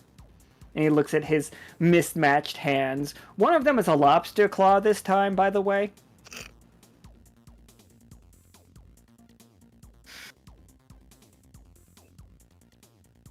The only apprehension is that, as you may understand, and in terms of personal things, I have quite a lot to lose if this sort of thing fails. I understand, but as a doctor, like, I promise you that I believe this is perfectly harmless. Like, you will come out of it just fine. All of my numbers are quite well calculated. And as a Bureaumancer and as a doctor, he is telling you the truth. He fully believes that you will be fine and you will be more powerful for it.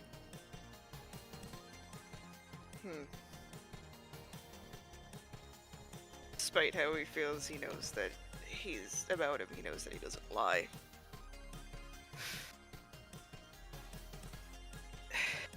I suppose if Data doesn't lie, I could try something small. Doctor between doctor and doctor. It's like, absolutely. Oh, I'm so excited that you said that. He's just like, I'll get Joe to get, it's like, as soon as Joe, is your cake done? And then you just hear, like, rattling chains. It's like, I understand. Just go into my laboratory and grab an IV. What's your blood type, my dear? I don't know, honestly. Grab me the O negative. It's like, I know it's expensive, hard to get, but we will get, like, cat type. Grab the F negative, feline negative.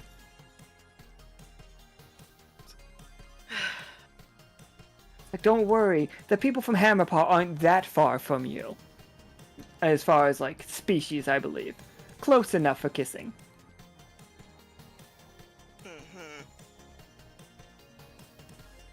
Alright. Oh. Back to the conversation with Peanut before we get back to, like, Joe walking in on Charity with, inside a creature's mouth. And it's like, looking for volunteers, you say? What are you worried about, Iskra? Does it seem right now that it is a threat? Dr. Meyers is shady? I don't know if there's another word for it. I mean, he seems honest, but also, like, the bare minimum of what you could call honest. So this feels dangerous. I don't know where this is going. He's also claimed to have signed an NDA and can't tell us anything. So all of my information is from Joe. Are there any other rooms down there? Could you look around and try to find anything? Any notes? Also, where are Charity and Cash right now? I mean, last we saw them, they were on the couch with Dr. Meyers. Good. Divide and conquer. I understand. Split the party.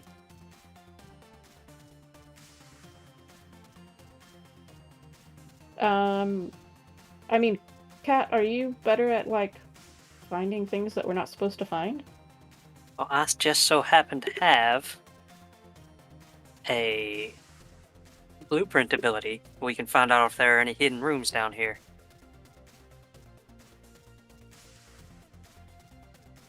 So I'm going to use blueprint to check the floor plan and see if there are any hidden rooms. Absolutely. So right next to you, you see there are 2 doors in this room. They don't really look like doors, but you can do the math. Like, your blueprints show you that they are. There is one that leads to a long tunnel that seems to go out miles long back into the cemetery. And there is one that leads further in. That one is like a squared off room, and then there is a circular room beyond that. Okay, well, I recognize the long one that goes out is probably that hole that I peered into earlier. So it's got to be this other not very noticeable door.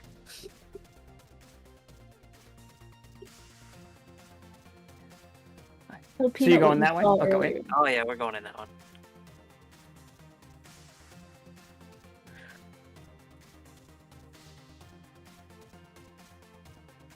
So the first room, these are strange mechanical looking creatures.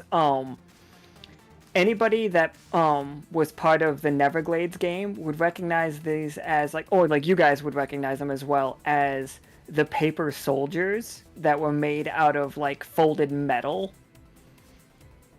that they are currently trying to be infused with, like, they're basically little robots that they say legally distinct Roger Roger when you ask them what's up.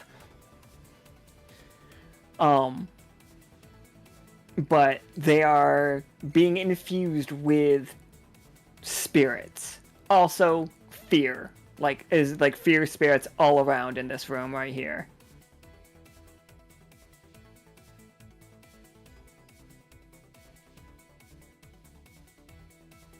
Go ahead.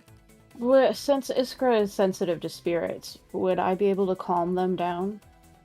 Or because they are fear spirits, like that's all they know? It's all they know. Like, they are just swimming around. Like, this is basically pools of nightmares.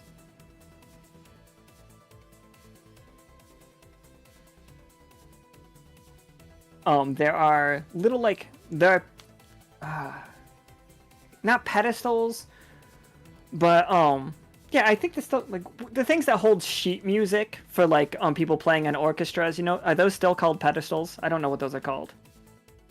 Richard. Dick. The pedals on an organ? Not pedals, like the stands, like little music stand. stands. Yeah. The conductor stand, or no, wait, no. Yeah, sheet music stands. I don't know if they have a specific name, but if they do, that is what you're seeing. Also, they are all resonating with that.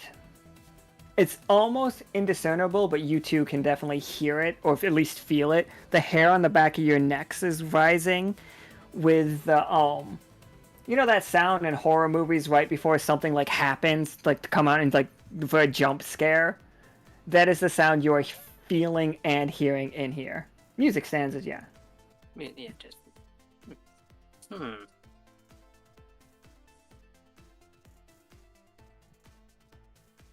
It's a creepy vibe going on. Am I able to articulate all that to Peanut?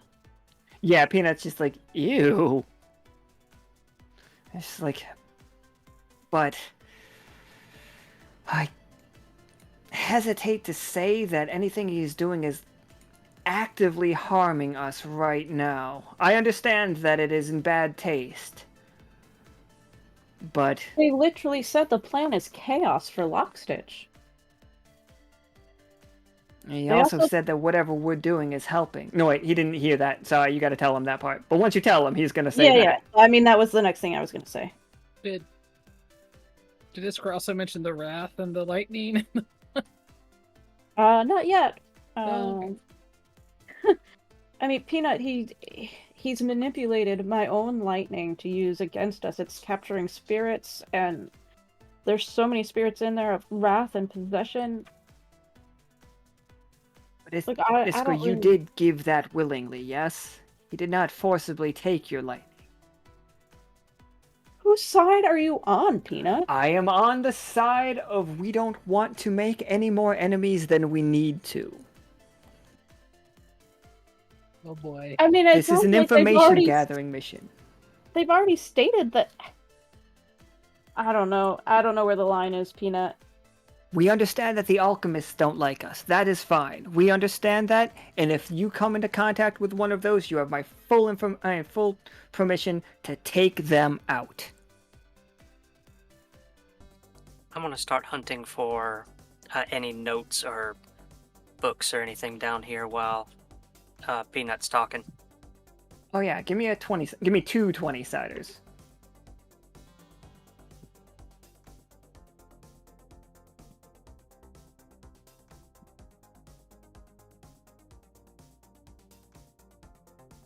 So, a tough choice.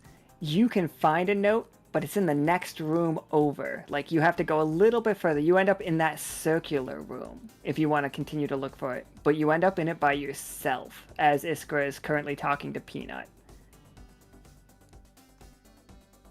And this is what you see. You see a pool of spirits and a spirit, and the same thing, dripping onto a book. And the book is full of corruption. Like, you can see the corruption on it.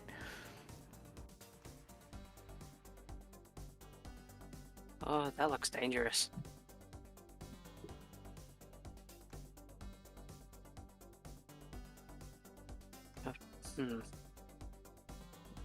I'm assuming I can't see the book because of the corruption. I can tell it's a book, but I can't read any. Or can I? I would take a 20-sider to let you read it. All right. Just carefully stand on the edge and just like look over at it. See if I can make out anything. No. That's a sick ass 2 right there. So, I think as you're reading it, the words are swirling around, like, and the words are like inky, and then you start seeing like faces appear on the book as the book lashes out and moves at you to attack you. This, like, and the last thing you see before we cut to Charity's scene is all of the words on the page were synonyms for fear. Wait, is it synonym? Not synonym. Yes. Yeah. Yeah. Synonym, yeah. Like the same, similar. Yeah. Yeah. It's The like a other- thesaurus that only knows the word fear Oh, I in don't like every that. language across the Echoverse, and all of them in the in-between as well. Hey, Charity, how you doing? Not good, apparently. So Charity, I'm assuming can't breathe, can't see anything. Right. So instantly reaching up to grab hold of whatever it is and fuck it, heart kill. Full on, like, gonna try to stop its heart. Absolutely. I mean, Love that. Yeah, go for it. yeah. 18 will do it.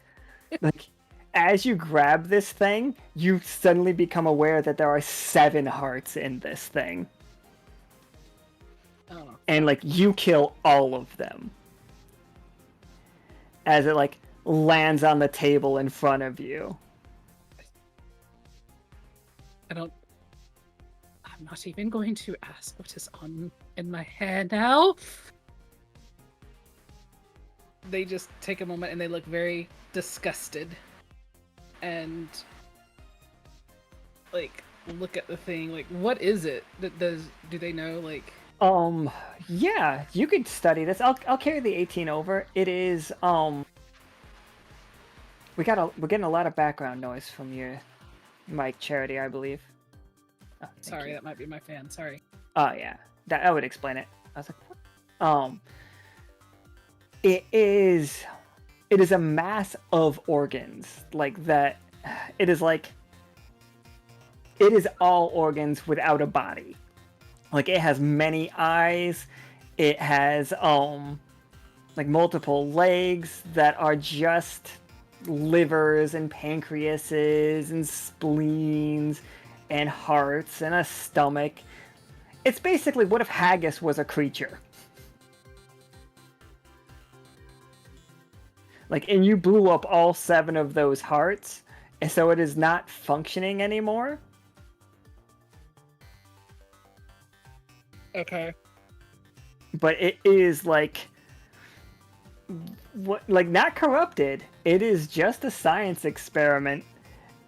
I think Joe can come in the room right then. He's just like, oh, I'm sorry, this wasn't the kitchen. No, wait, you can't understand him. Like, right now. He just, like, looks at you, looks at the corpse, looks at you, looks at the corpse. Like, I thought he holds up a said cake. the kitchen was to the left. My apologies, and I panicked. Joe just nods multiple times, and he, like, reaches past you and grabs a giant bag of, like, it just looks like a blood bag. All right. Charity's gonna try to talk to Joe. Oh, for sure. And also, I'm gonna play a card. If I can hit it. Let's see. Stop. Before you go any further, where are you going with that bag? I'm giving it to Dr. Meyers. I believe that he has a volunteer. And you are all very chatty today. I haven't had this much conversation in quite a while.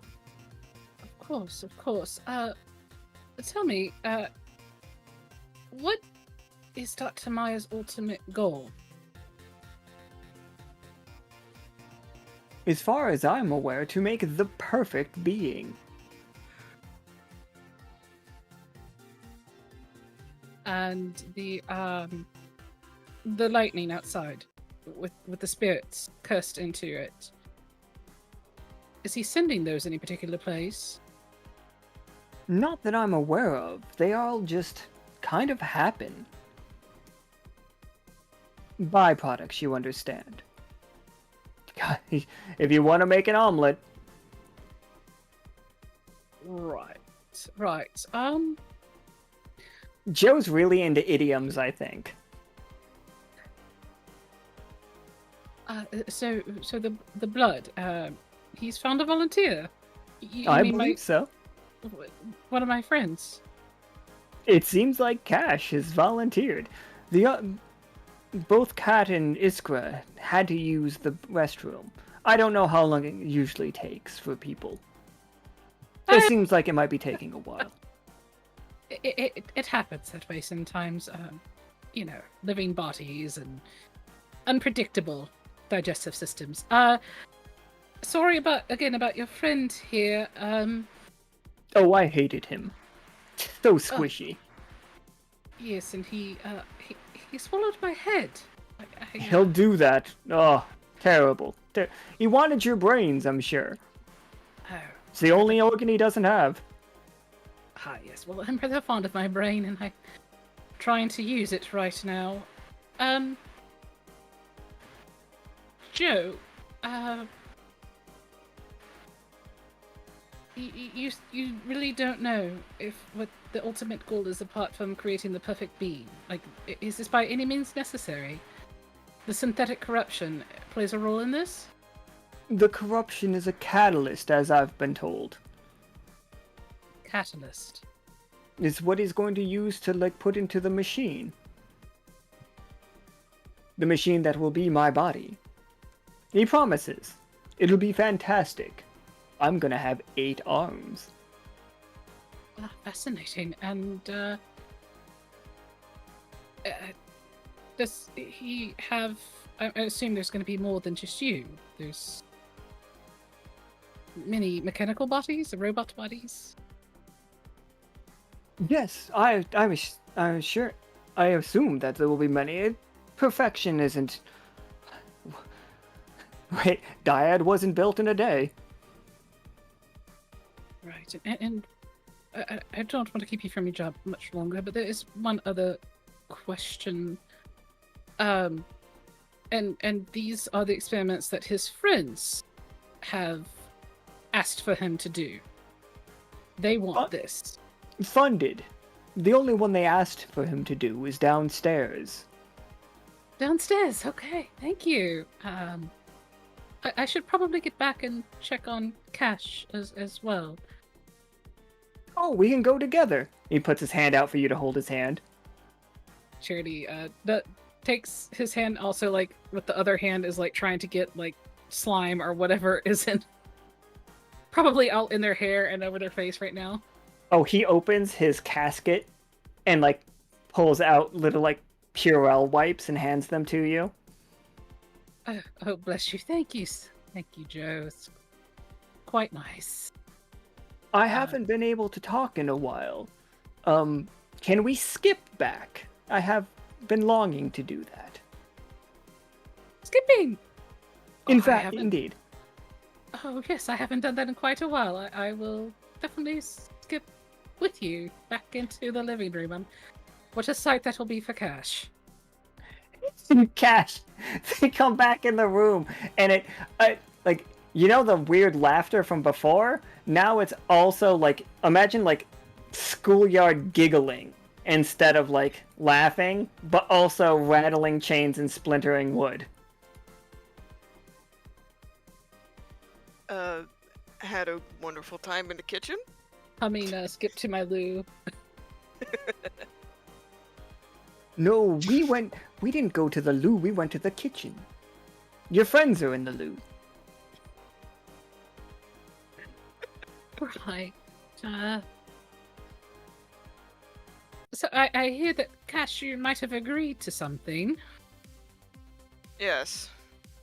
Agreed to help with the research. Dr. Meyers looks at Charity and looks at Joe, and he's just like, well, you've been very chatty today, Joe, haven't you? Joe just nods to Dr. Meyers and hands over an absolute...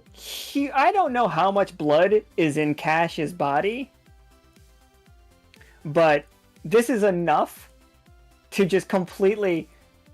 a complete transfusion.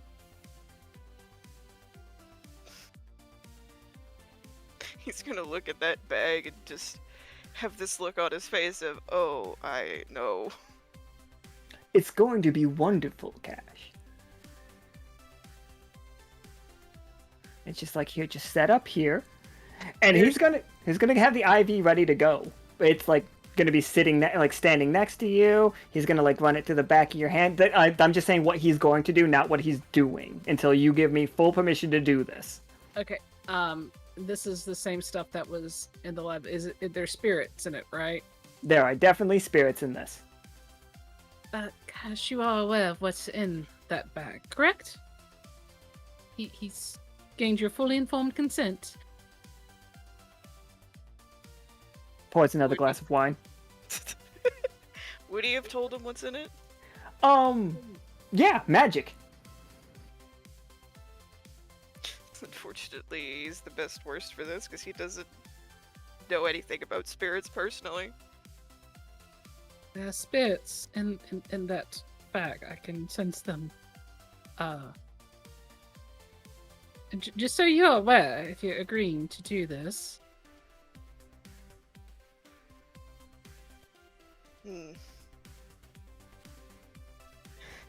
See, as the player, I'm hesitant, but I know that he would do it. Mostly for the information, but... I, as your GM, would never want to push anything on you that you don't want to do. I will tell you right now, I'll tell you what this will do for you, Cash. I'm going to increase your AP to 16. But you are going to become one of the most magical things. Blanket statement. This is the player. Holy shit! I would think, despite everything that he's been told and the fact that, you know, he's probably mildly inebriated, he's just going off his better judgment.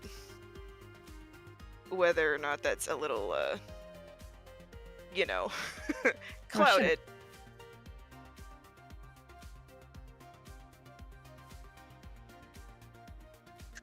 You see Joe, like, setting up the IV. It's like, Would you like it in your left hand or your right hand? Except for you can't hear it. Charity, you hear, like, you hear Joe saying it. Cat, you see Joe pantomiming left hand or right hand. I think he'd do it in the burned hand, the one that got burned by the ink forever ago, which is his left hand. Nod, nod, nod, and Dr. Meyers is setting this up.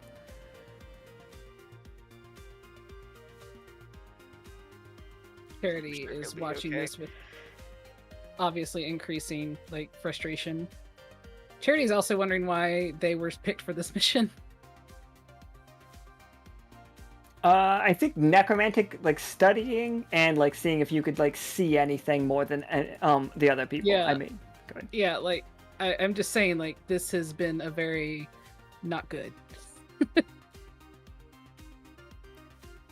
Joe puts on a little paper nurse's hat, by the way.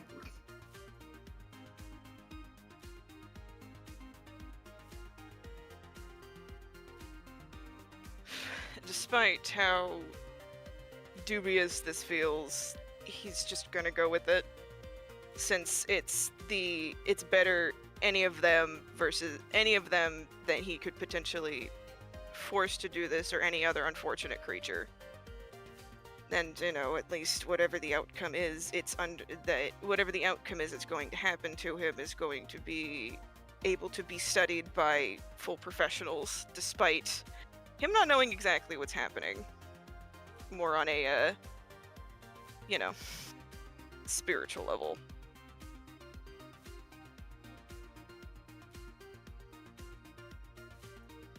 Just fucking, Dr. Meyers just nodding his head a whole bunch of yep, yep, yep, yep, yep, yep, yep, yep, yep.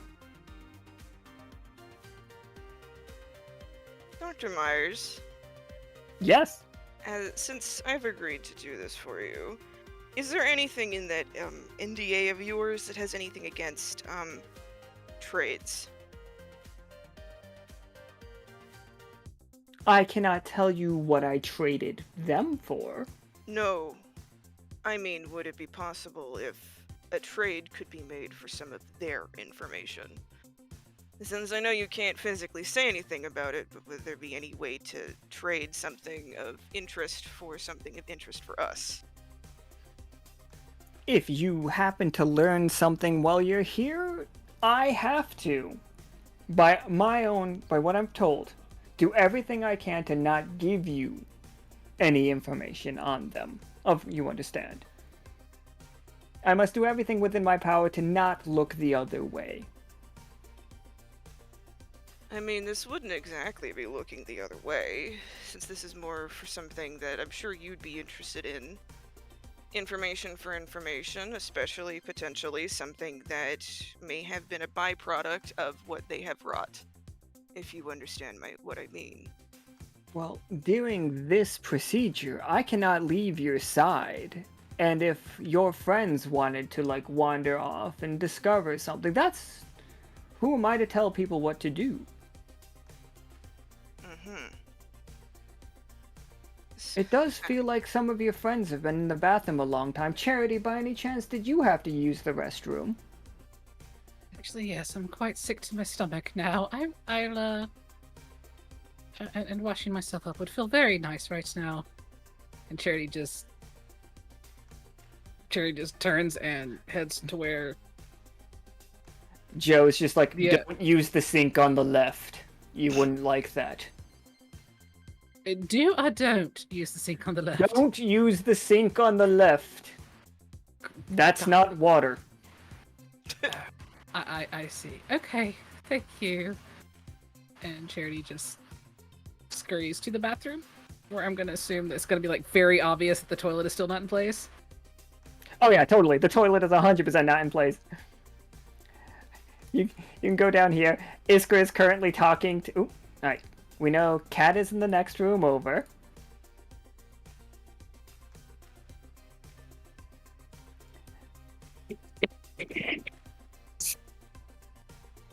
Iskra's currently, like, having the conversation that she doesn't understand, like, where the line is drawn for Peanut.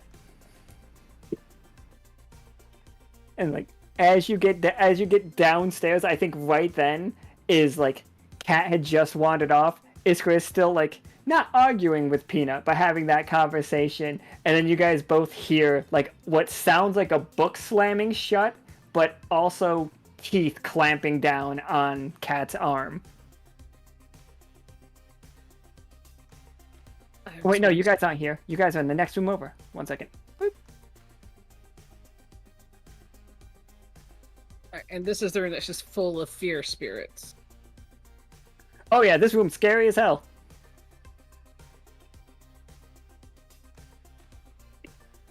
This place gets better by the minute. Meanwhile, Cash is upstairs receiving an IV infusion of spirits. I had my head swallowed by a creature that is now dead. What have you discovered?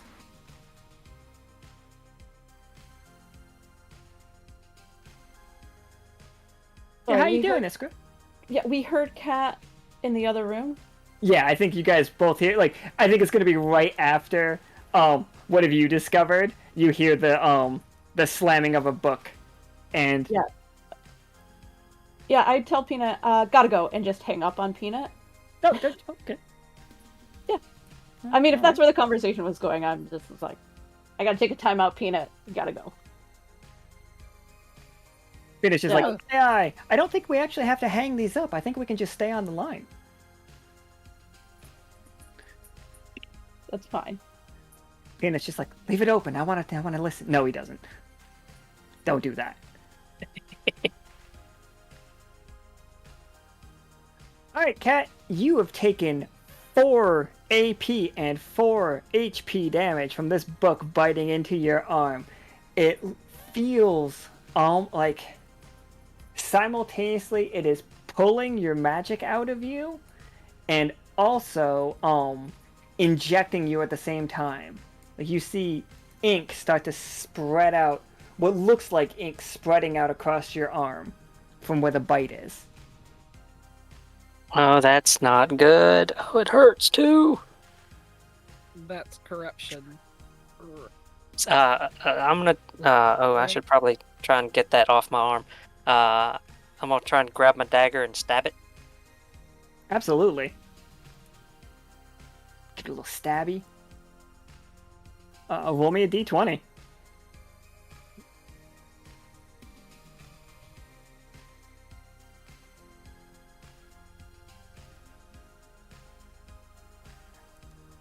Alright, so a tough choice. You can... Alright, so you can stab it, but it won't come off your arm, but you will deal 4 damage to this book. But it will stay on your arm. Or you can deal 4 damage to this book and 4 damage to yourself and stab right through it and hit your arm, and it will open its mouth for you to it'll open the pages for you to get it off of you. But it will hurt. Oh, that's what I was worried about. I'm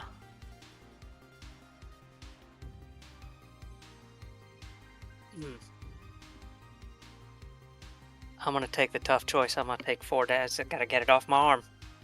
Stab it. But I stab it right in the middle of the book and through my forearm. The book screams, but the only word Charity and Iskra, as you walk in, as you come into this room, I'm not casually walking, obviously, but the first thing you see is Cat stabbing this book, and then it screams, but the only word it says is fear. Can you both roll me a 20-sider? 2 20-siders, because you're both spirit familiar characters. How do I roll 2 at the same time? You see the little die on the side there to your left? It should be at the bottom. It looks like a geometric 20-sider. Or you can type /roll 2d20. Are we taking the higher or the lower? We're taking the higher. We're taking the Okay. higher. You got a tough choice on your hands. Nope, I got very confused on what I'm doing here. Oh, okay. Do you see on the left side of your page where do you see what looks like a... Okay. Yeah. If you click that, there's going to be a little menu. Oh, there you go. I did it! Excellent. So you both have a tough choice. you can either, but this is for both of you. Like, you can either have to like skip your turn, so like you are frozen in fear, and like it feels terrible. Like it's worse than like you are both reliving your worst fears for a turn. Or, and so you're frozen in place. Or you can both take 6 AP damage and be able to move. Well, I only have 5 AP left, so I think I'm kind of screwed.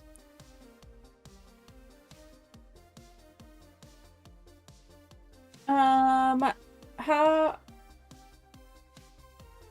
does that play with the spiders that are in my brain? Shit, you know what? Because, like, Quarry just raised your roll, Charity, from a 10 to an 11. So, like, Charity, you get a flash of your worst fear running across the back of your mind. Like, you can feel it. Like, you can feel, like, your absolute terror. But you get over it. But I'm going to ask you what it looks like in a second. Iskra. Uh-huh. Those spiders in your mind begin to eat that nightmare. Like you can take the tough choice, but instead of taking 6, you will take 4, reducing the AP damage dealt to you. As like you get a flash of that fear, but then the spiders are lighting your brain up. Deal. Alright, so if you both, like, Charity, what is your worst fear? And you don't have to go detailed. Like, you can be completely vague with it. Oh no, Charity's worst fear is becoming the plague bringer from her homeworld. Like, Oh, absolutely. going full on evil and causing, like, an apocalypse, basically. Alright, Iskra, what do you see for a moment before the spiders, like, take the edges off? The forest and everything in it dying. But, absolutely, so you guys get over those fears in an instant, and you see this corrupted book, like, pages full of the word fear in every language that has ever existed or ever will exist.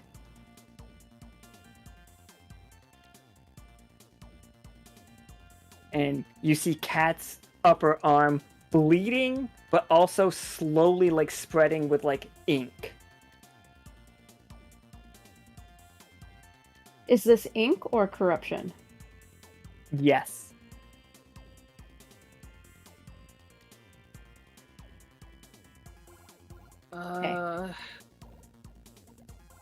So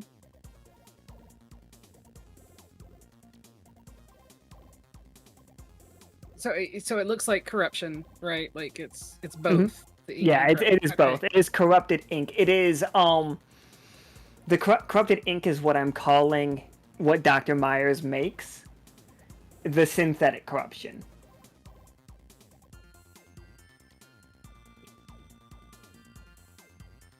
All right, so Charity knows how to withdraw corruption separated out with Wither, so they instantly see that on Cat's arm, and they are taking off their gloves and going up.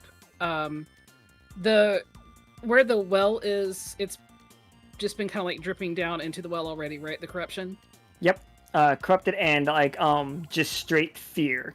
So if Charity takes that out of Cat and aims it for the well, it's not gonna like. If they do this right, it won't like go anywhere else. Is what I'm asking. Like it'll be kind of like quote unquote safe to put it there. Yeah, that feels like the safest place to put it. Okay. So this is going to be the last thing I can do because this is going to take me down to 1 AP. But Charity is taking off the glove, immediately grabbing Cat's arm and drawing that corruption, like how they separate out magic and transform it through their body and out the other side into the well, redirecting it back into the well. Absolutely. Yeah, give me 2d20. Okay, And 2d20. take the higher. Yeah. Oh, fuck! Okay. That's a real rough one. Charity is taking it into themselves. I mean, we could either do that. I'm gonna leave this one up to Kat. Kat, did we just wither your arm off?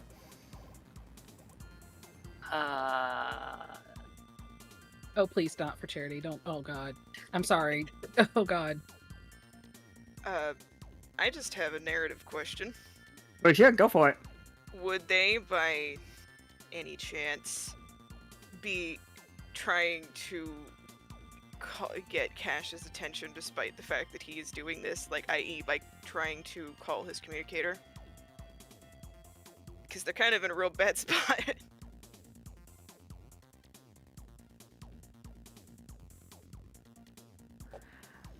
I don't know if that would have been enough time right there. But,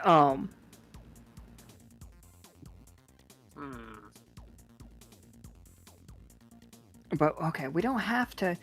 we don't have to wither the arm off, absolutely. But we could turn the... Oh. You want a cool blackout tattoo all over your arm? Yes.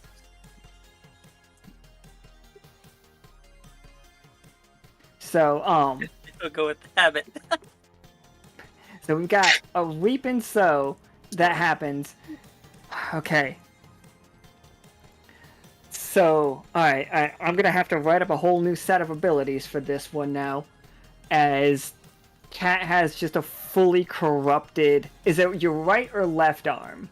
Left is usually, like, the most fun to have that kind of thing. Yeah, left. And yeah, you stabbed it, so you probably stabbed it with your dominant arm. Yeah. Okay. I would keep my dagger on the right-hand side. Okay, so... Charity, you do pull the corruption, but in the process of pulling the corruption, you do, it spreads all across. Like, Cat's left arm. Just completely just, like, blackout tattoo style. And it feels terrifying, but they made it a reap and sow. So, like, you not only got a 1, but you got a 20.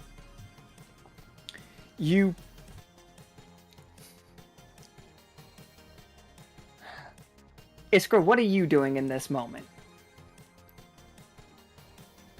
I was thinking about burning the book. Absolutely. Charity, you cannot, because of the 20, because of the 1, you don't have control of this. Like, it is too much. It is, like, everywhere. You keep getting flashes of you becoming the plague bringer. And, like, it's scary, it's terrifying. But, Iskra, when you raise your hand to do, like, I assume by, like, shock or, like, lightning, you're gonna burn the book? Like, with your, like, cool hand things that you use? Yeah, I have the bracers, but I also have burn. Oh, absolutely. Oh, yeah, burn. You see that happening, Charity, and you can take all of this magic and just give it to her. Like, this is a 20, like, the 20 does make it so Iskra's gonna get 2d20 for this, so it is a risk. Actually, Iskra's gonna get 1d20, and you're gonna have to roll the other one. Okay. Do you So two just want to do this? Like, I'm not, like, I don't want to force it on you. Like, when you say send the magic to, like, send the corruption into Like, Iskra? Basically sending all the fear spirits in this room into Iskra's magic. Like, the way that you convert the corruption into something else, you're converting the corruption into just straight AP. It will, like, Iskra will not have a chance of being corrupted, but there is a chance of overloading her. See, that's... I can't have Charity do that. I'm sorry. No, They've already absolutely. fucked up so much. I can't know. Like, it's things that have happened in the past. No, I don't see them like trying, like, accidentally harming somebody. No, I'm with you. I completely do what your character would do for sure. Iskra, you do still get 2d20 because of the double up though that they just played. Okay.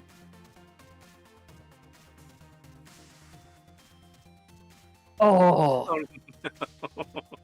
This is what happens when you roll a Do you 20 remember for when you rolled driving. 20s? Yeah. I remember the beginning of this game. Hey, Cash, how's it going up top here? How it's like? That's just, I'm sure that he's just sitting there, head just kind of leaning on his other hand a bit as Dr. Meyers is probably just talking a lot about things. He seems like the type to just talk a whole lot, but also not a whole lot about anything. it's just like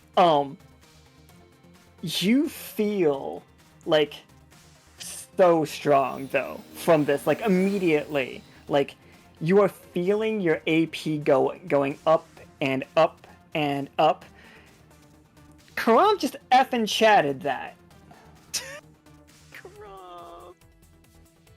Oh. Okay.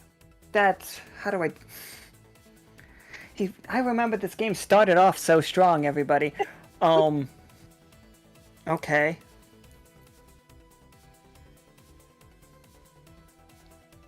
But everybody gets 5 AP back because of the bingo.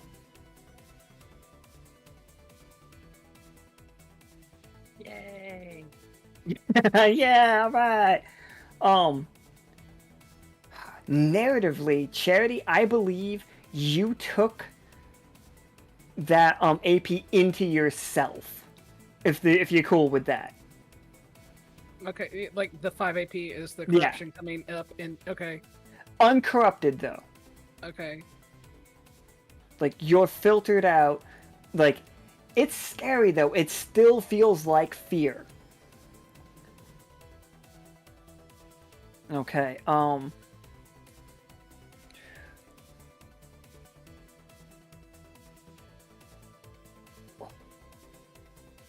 do I do this?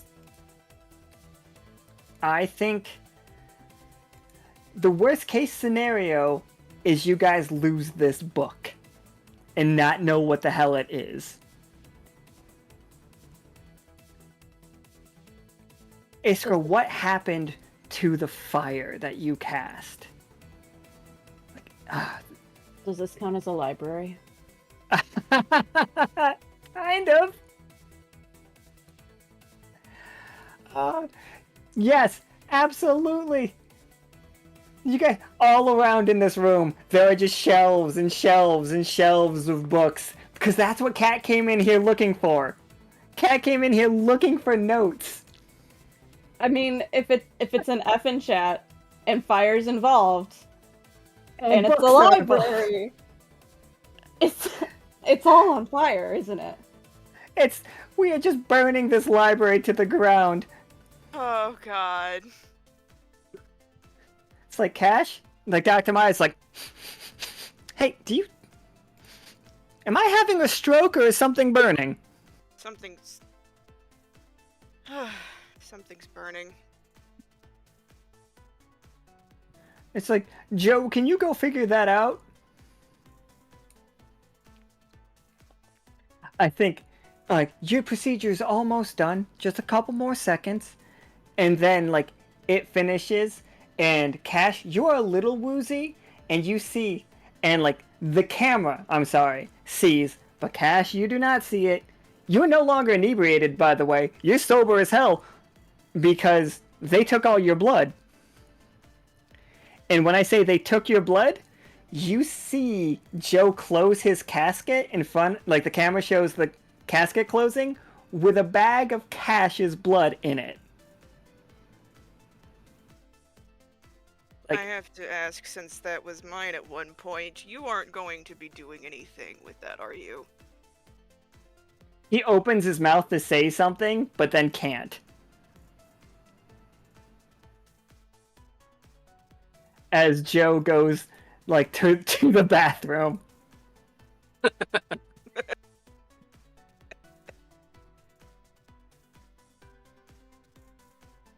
Now that he's sobered up, he's not gonna ask for polite permission at the moment. He's going to light a cigarette and put it in his holder real quick. So, I understand that you can't tell me what you're going to do with that, but again, I ask you as a friend, a colleague, and, well, however else. Is there any way that we could trade some information for what you have, specifically what you were going to do with that? I understand you can't say anything, but I know every contract has a loophole.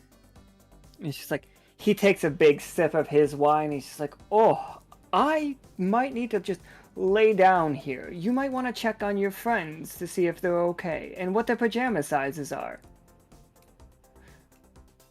Fine.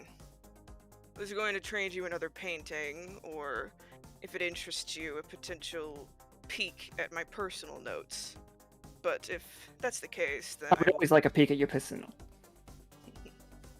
I know you would. I know a lot of people would. But personal notes first. But personal notes for some of the personal notes for some of the blood. Or for my blood back. And then I will go check on my friends. I promise you, with every fiber of my being, that I mean you no harm, and I would never, consciously, hurt your friends. That I know.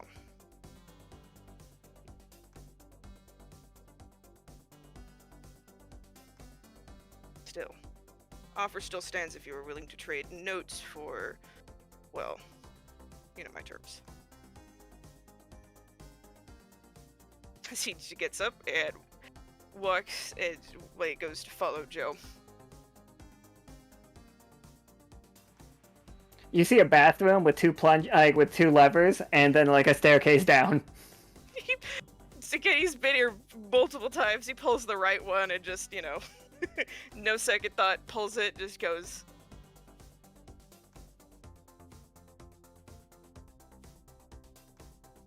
Trying to find the right token. Do you have any production value fire? That is exactly what I'm working on. I remember we had some when we were tackling that large, that giant robot at one point.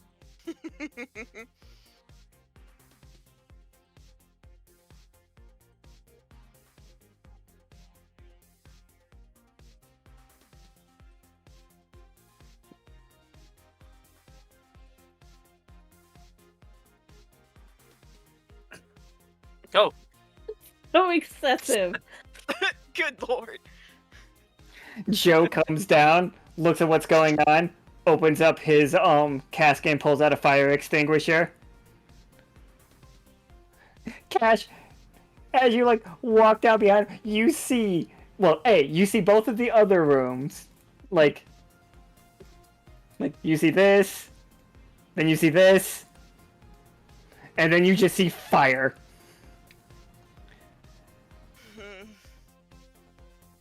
As Joe is trying to very ineffectively put this fire out. It's like shh. And looks at Charity and Iskra. I don't think this is gonna help. You might want to run. I think Can I attempt to cast freeze to put it out? Or is that one still with me? You can try for sure. Just even if you put it out, we are still gonna lose all of this information though. But you can save the next lab over for sure. Oh yeah. That 15 counts as a 20 when we're in Sonnery, as you hear bells ring. And that's bad. Ah, good and bad, as you do put out the fire.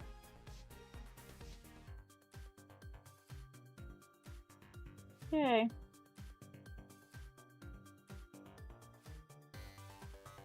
He's just gonna look at the three of them, seeing even with like their current wear and tear.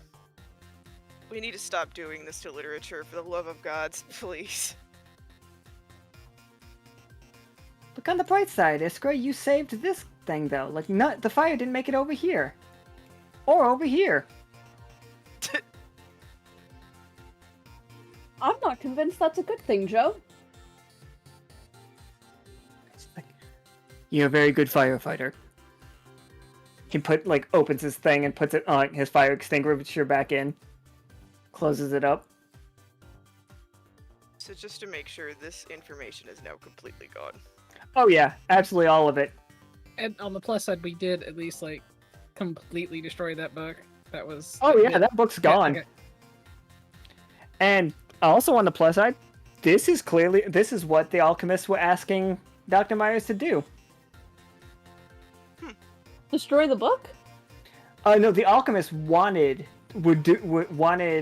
Dr. Meyers to do whatever he was doing to that book. Oh, we definitely just ruined the alchemist plans then. Oh yeah, for sure. They're not happy. Well, they're not. They don't know yet, but they won't be happy. They won't be. I may have done a good thing. Woo! It's like, got it in one. Good job. Burning down libraries. It's a good thing. Charity will take a quick moment to look over Cat's arm, and it's otherwise okay, right? Like they're not. It is. How do I? What is the words I want to use here?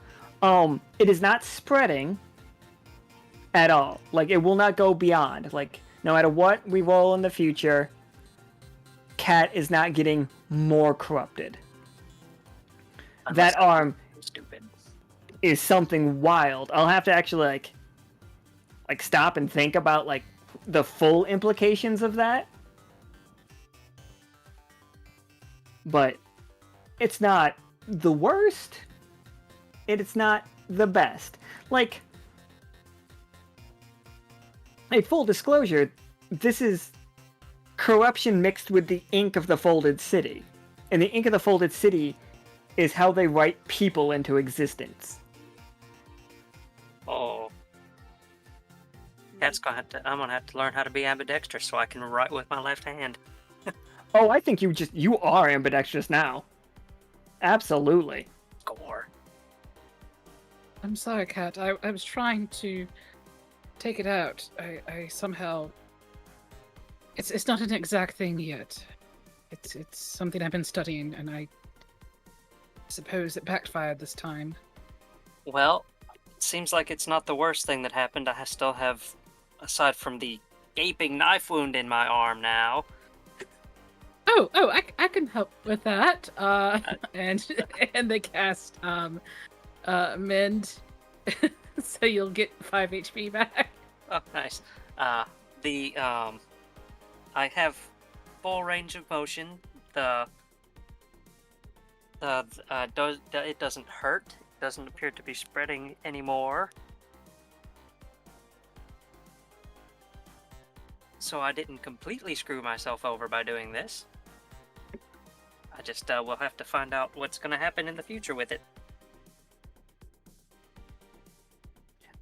Charity and Iskra, like, if you look at Cash right now, Cash is glowing like a mana battery. Just fully just like, not like Cat, when you're looking at them, they are not illuminating light or anything like that, but anybody that can sense magic can feel Cash coming from a mile away.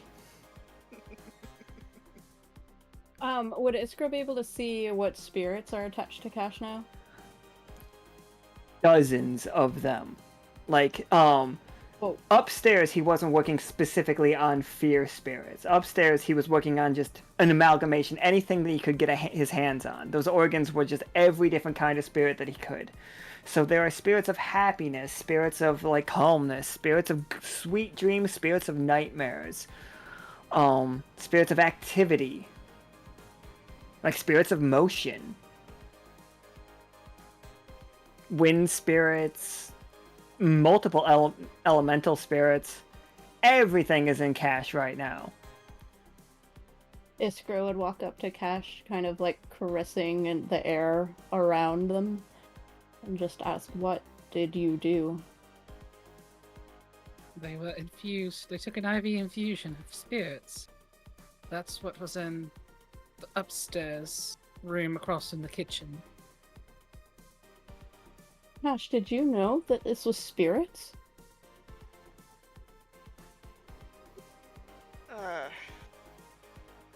Possibly not in the way... He didn't word it that way, but I know that he wouldn't lie to me. I did try to tell you it was spirits. And asked if you were absolutely certain you wanted to do it. Pretty sure withholding information is still lying. He wouldn't lie. To be completely fair, like all cards on the table, spirits are magic, magic are spirits. They are one and the same. So, like, somebody calling it magic is the exact same as somebody saying spirits in this world. Interesting. As I said, he wouldn't lie to me. And I suspect the reason why he is under such what I can only imagine is a very powerful NDA is because he's very willing to tell a lot of information. So, I have my reason, and I have for accepting such suggestion, and I don't feel as though I can fully articulate as to why. But at least now we have a living subject of whatever he was working on. Right? I guess. I mean, it sounds like you're making weekly trips to your doctor. Joe looks at all of you. He's just like, and to Charity and Iskra, who can still communicate with him, he's just like, "You all look very tired. I've prepared the guest room. Now, what size pajamas do you wear?" Oh, must we really stay the night? I'm with you, Charity. I'm not... I'm kind of ready to go home. Joe's just like, sighs. "Please, next time you come, remember to bring Clementine."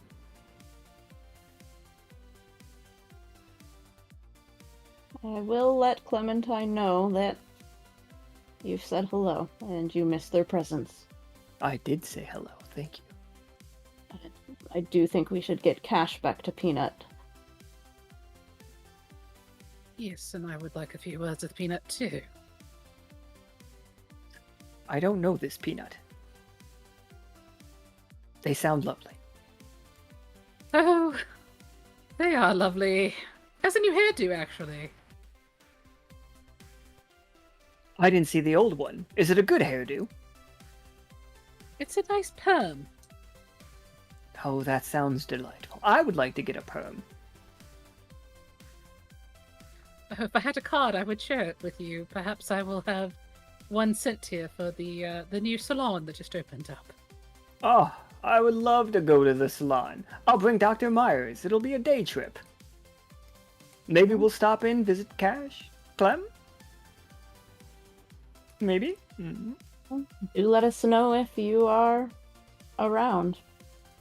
Oh, I definitely will. He's like, he's escorting you guys out. It's like, is that an invitation? Can I stay with you when I'm in the city? I do No. like our talks. Is there a good hotel? There are plenty of good hotels. We could meet for tea.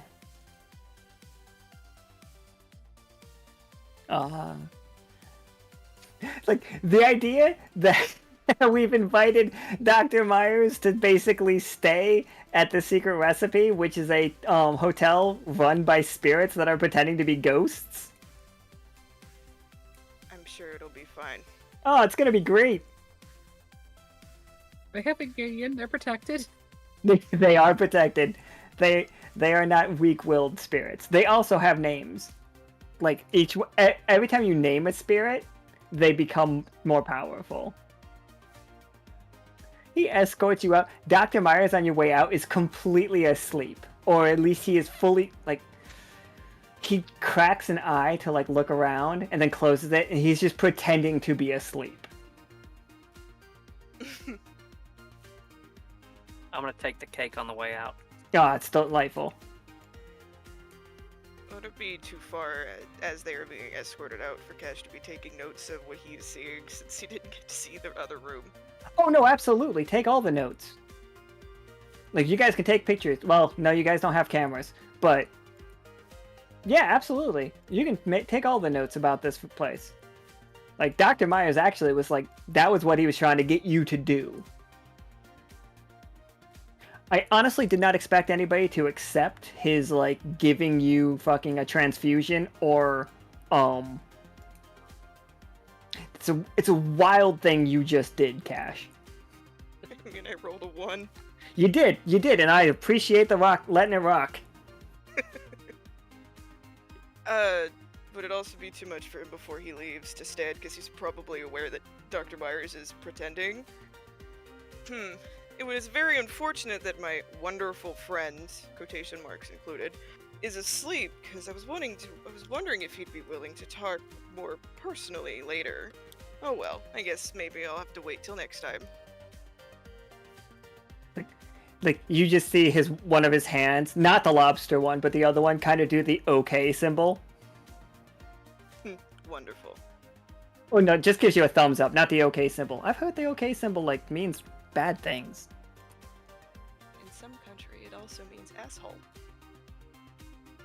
Yeah, that one actually fits him.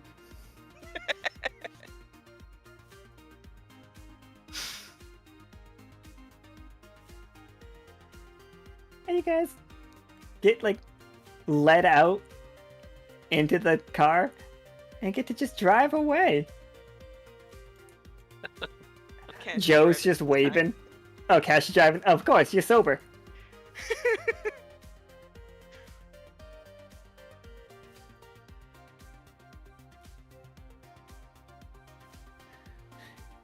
I like that you guys just kind of, like, bypassed a lot of the fights in this game. Like, there were ghosts. We just didn't bother. I mean, does that count as we're damn efficient? Guess. Peanut said no fights. You did, yeah, absolutely. You guys took that seriously. I tell that to everybody all the time, and everybody's just like, "Combat, go!" Well, if it's a direct order, I don't think anyone here's gonna go against a direct order. Yeah. But yeah, that, like, Cash driving home. It's a bit of a trip. It takes like 2 days for you guys to drive all the way back to the Silver Thimble, for the record. Because then you gotta hop on a ferry. It's a long process. But you guys don't have to, like, there's no fights or anything on the way back. How much do we learn about Cash on this 2-day journey? Now As that they've much been as infused with spirits. as much as Cash is willing to share, I imagine. Yeah. But, like, you can tell Cash has become a well of AP. They have, like, they currently hold more magic than anybody that you've ever seen.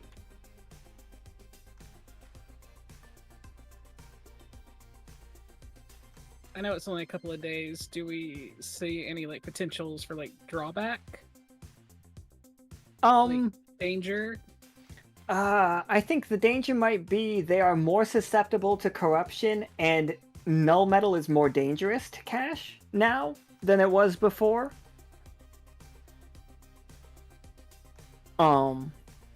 You do get to see that especially because you have like a whole medical bay in this car, that you guys can study it, that they bleed magic now.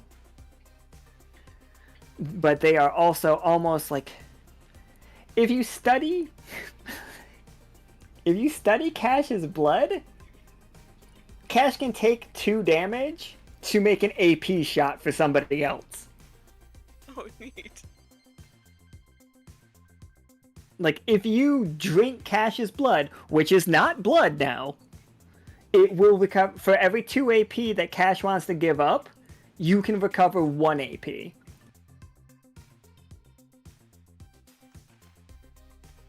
I'm just picturing Cash just making syringes and syringes. Also, Cash recovers all their AP if they rest just for a night. Like, all their AP always goes back up to full. Not their HP, but just their AP. I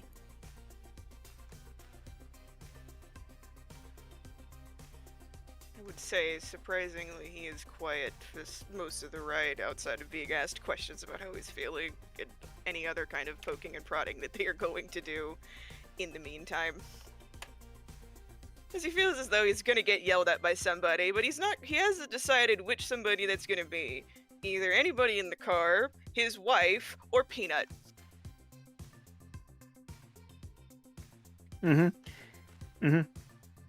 Cash gets a bloody nose. Cash gets a bloody nose and the whole world is kind of fucked. Oh, what was I gonna say right there? Oh, also, if anybody, and I mean anybody, casts Detect Magic, Cash is interference for that. You cannot cast Detect Magic in Cash's presence, because all you will do is say, yeah, it's right there.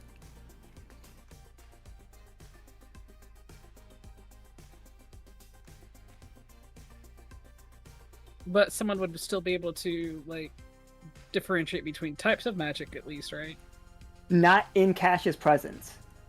They are an overloading, an overwhelming presence of magic.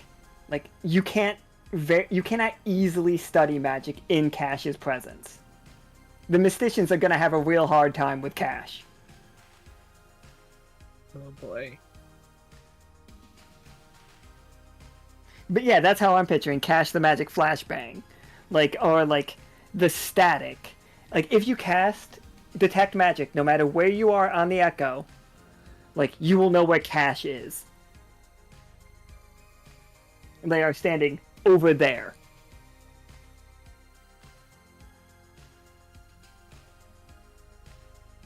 So yeah, that's a fun game. I didn't think anybody was gonna take me up on the offer of transmutate, but like a 1. Kind of bad is I thought I might have thought about it if I had been in the room. Yeah, I think our mistake was leaving Cash alone. Letting Cash get drunk was a decision. Iskra was stopping him, which was great. It's just like, put it down. But then Iskra's like, I gotta go to the bathroom. The mission!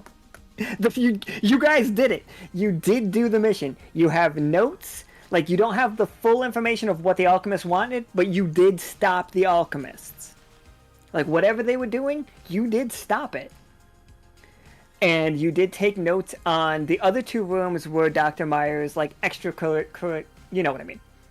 Like, his studies. And, like, yeah, it's a little bad. You might be a little bit curious where he got that much fear. But, you know, I'm sure it'll be fine.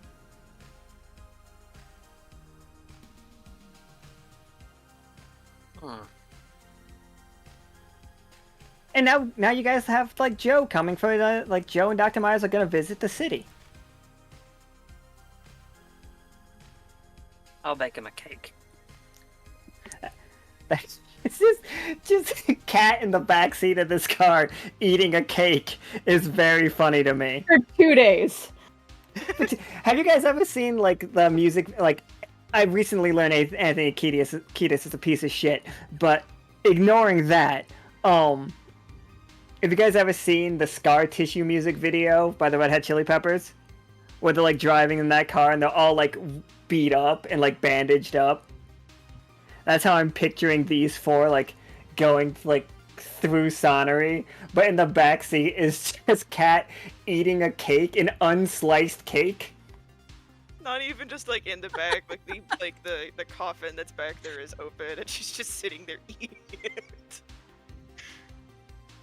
One arm completely black now.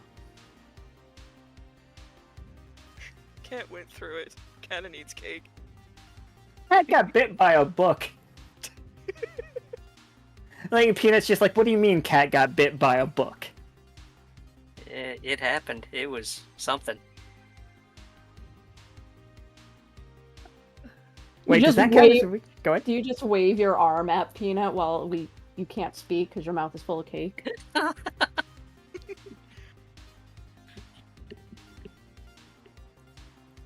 Just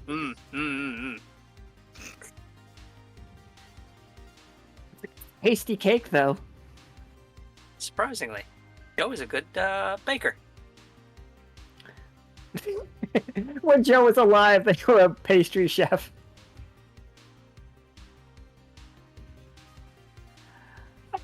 And with that, this game comes to an end. Does that count as a recap, or do I need to do a recap?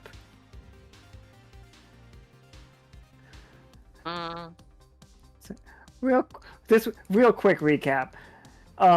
We went to visit Dr. Meyers. We learned multiple wonderful things. A, Iskra is an amazing driver. We just know that. Like Iskra's an amazing driver. Cat really likes suicide doors. You guys are really good at like studying the corruption and stuff outside. Then the second you guys got into Dr. Meyers' house, so Dr. Meyers is using a version of Iskra's lightning to reanimate the dead by forcing spirits into the dead. And then they just get up and walk around. And he's not controlling them. They are just doing that. So like the spreading of the cemetery and stuff is an accidental byproduct of Dr. Meyers. He's not doing it on purpose. He did invent what what I'm calling corrupted ink, which is synthetic corruption. It is a mixture of ink from the Folded City and Dr. Meyers' understanding of corruption. Cash volunteered to be, drunkenly volunteered to allow Dr. Meyers to infuse him with magic instead of blood. So now the two most magical characters are Royce and Cash, which is hilarious to me.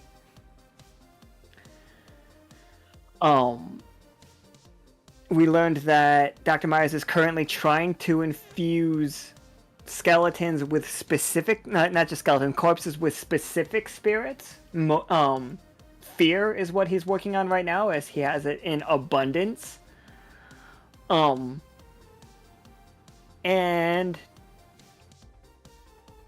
we know he juices plant corpses, so that's fun.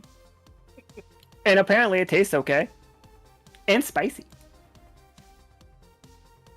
We have plenty of notes, and Dr. Meyers and Joe will be visiting the Wander Crew. Not Wander Crew, the Lockstitch and Silver Thimble coming up. So yeah. That was cool. It all went kind of to plan. Except for like when we set fire to Dr. Meyers' library. Which I think was actually the Alchemist library. They provided him all of those books. That's what they provided him.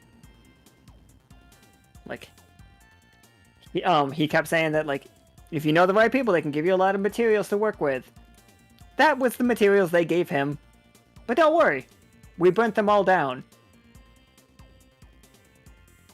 We tried to not burn down his library the last time we were at his house, and we did it this time. No, we got it this time.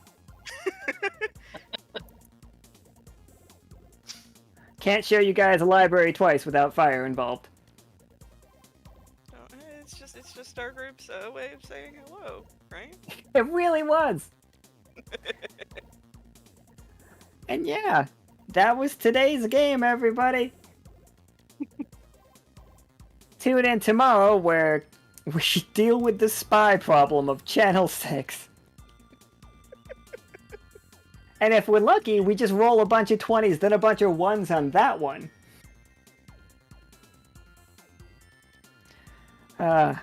Great game, everybody. That was fantastic. Always so much fun. Yes. Yeah, with that, I think we're gonna roll credits and then end tonight's game. Was there anything else, Nika? No, that's everything. It sounds good to me, so we're gonna heck off. We will see y'all tomorrow. Bye forever. Goodbye forever, everybody. Bye. Bye.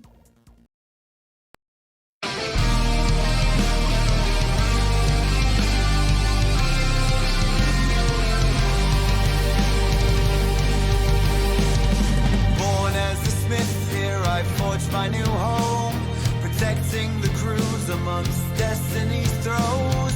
Which is the right path that I value more?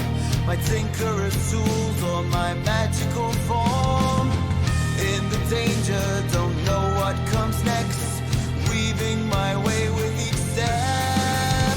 On the path we wander through shadow and light, marching through valleys deep and wide, carving our fate and finding our home in this world unknown. Tracker of wolffolk, cursed with a plight, to embrace the darkness or chase the moonlight. Loyalty binds me to all I hold dear, eager to help, I'll embrace every fear. In the danger, don't know what comes next, weaving my way with each step. On the path we wander through shadow and light, marching through valleys deep and wide, carving our fate and finding our home in this world unknown.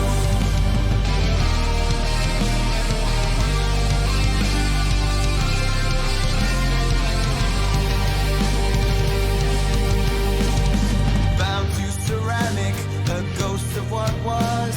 I yearn for the path to break free from my curse. Brave in the face of all my hidden strife, forward I journey.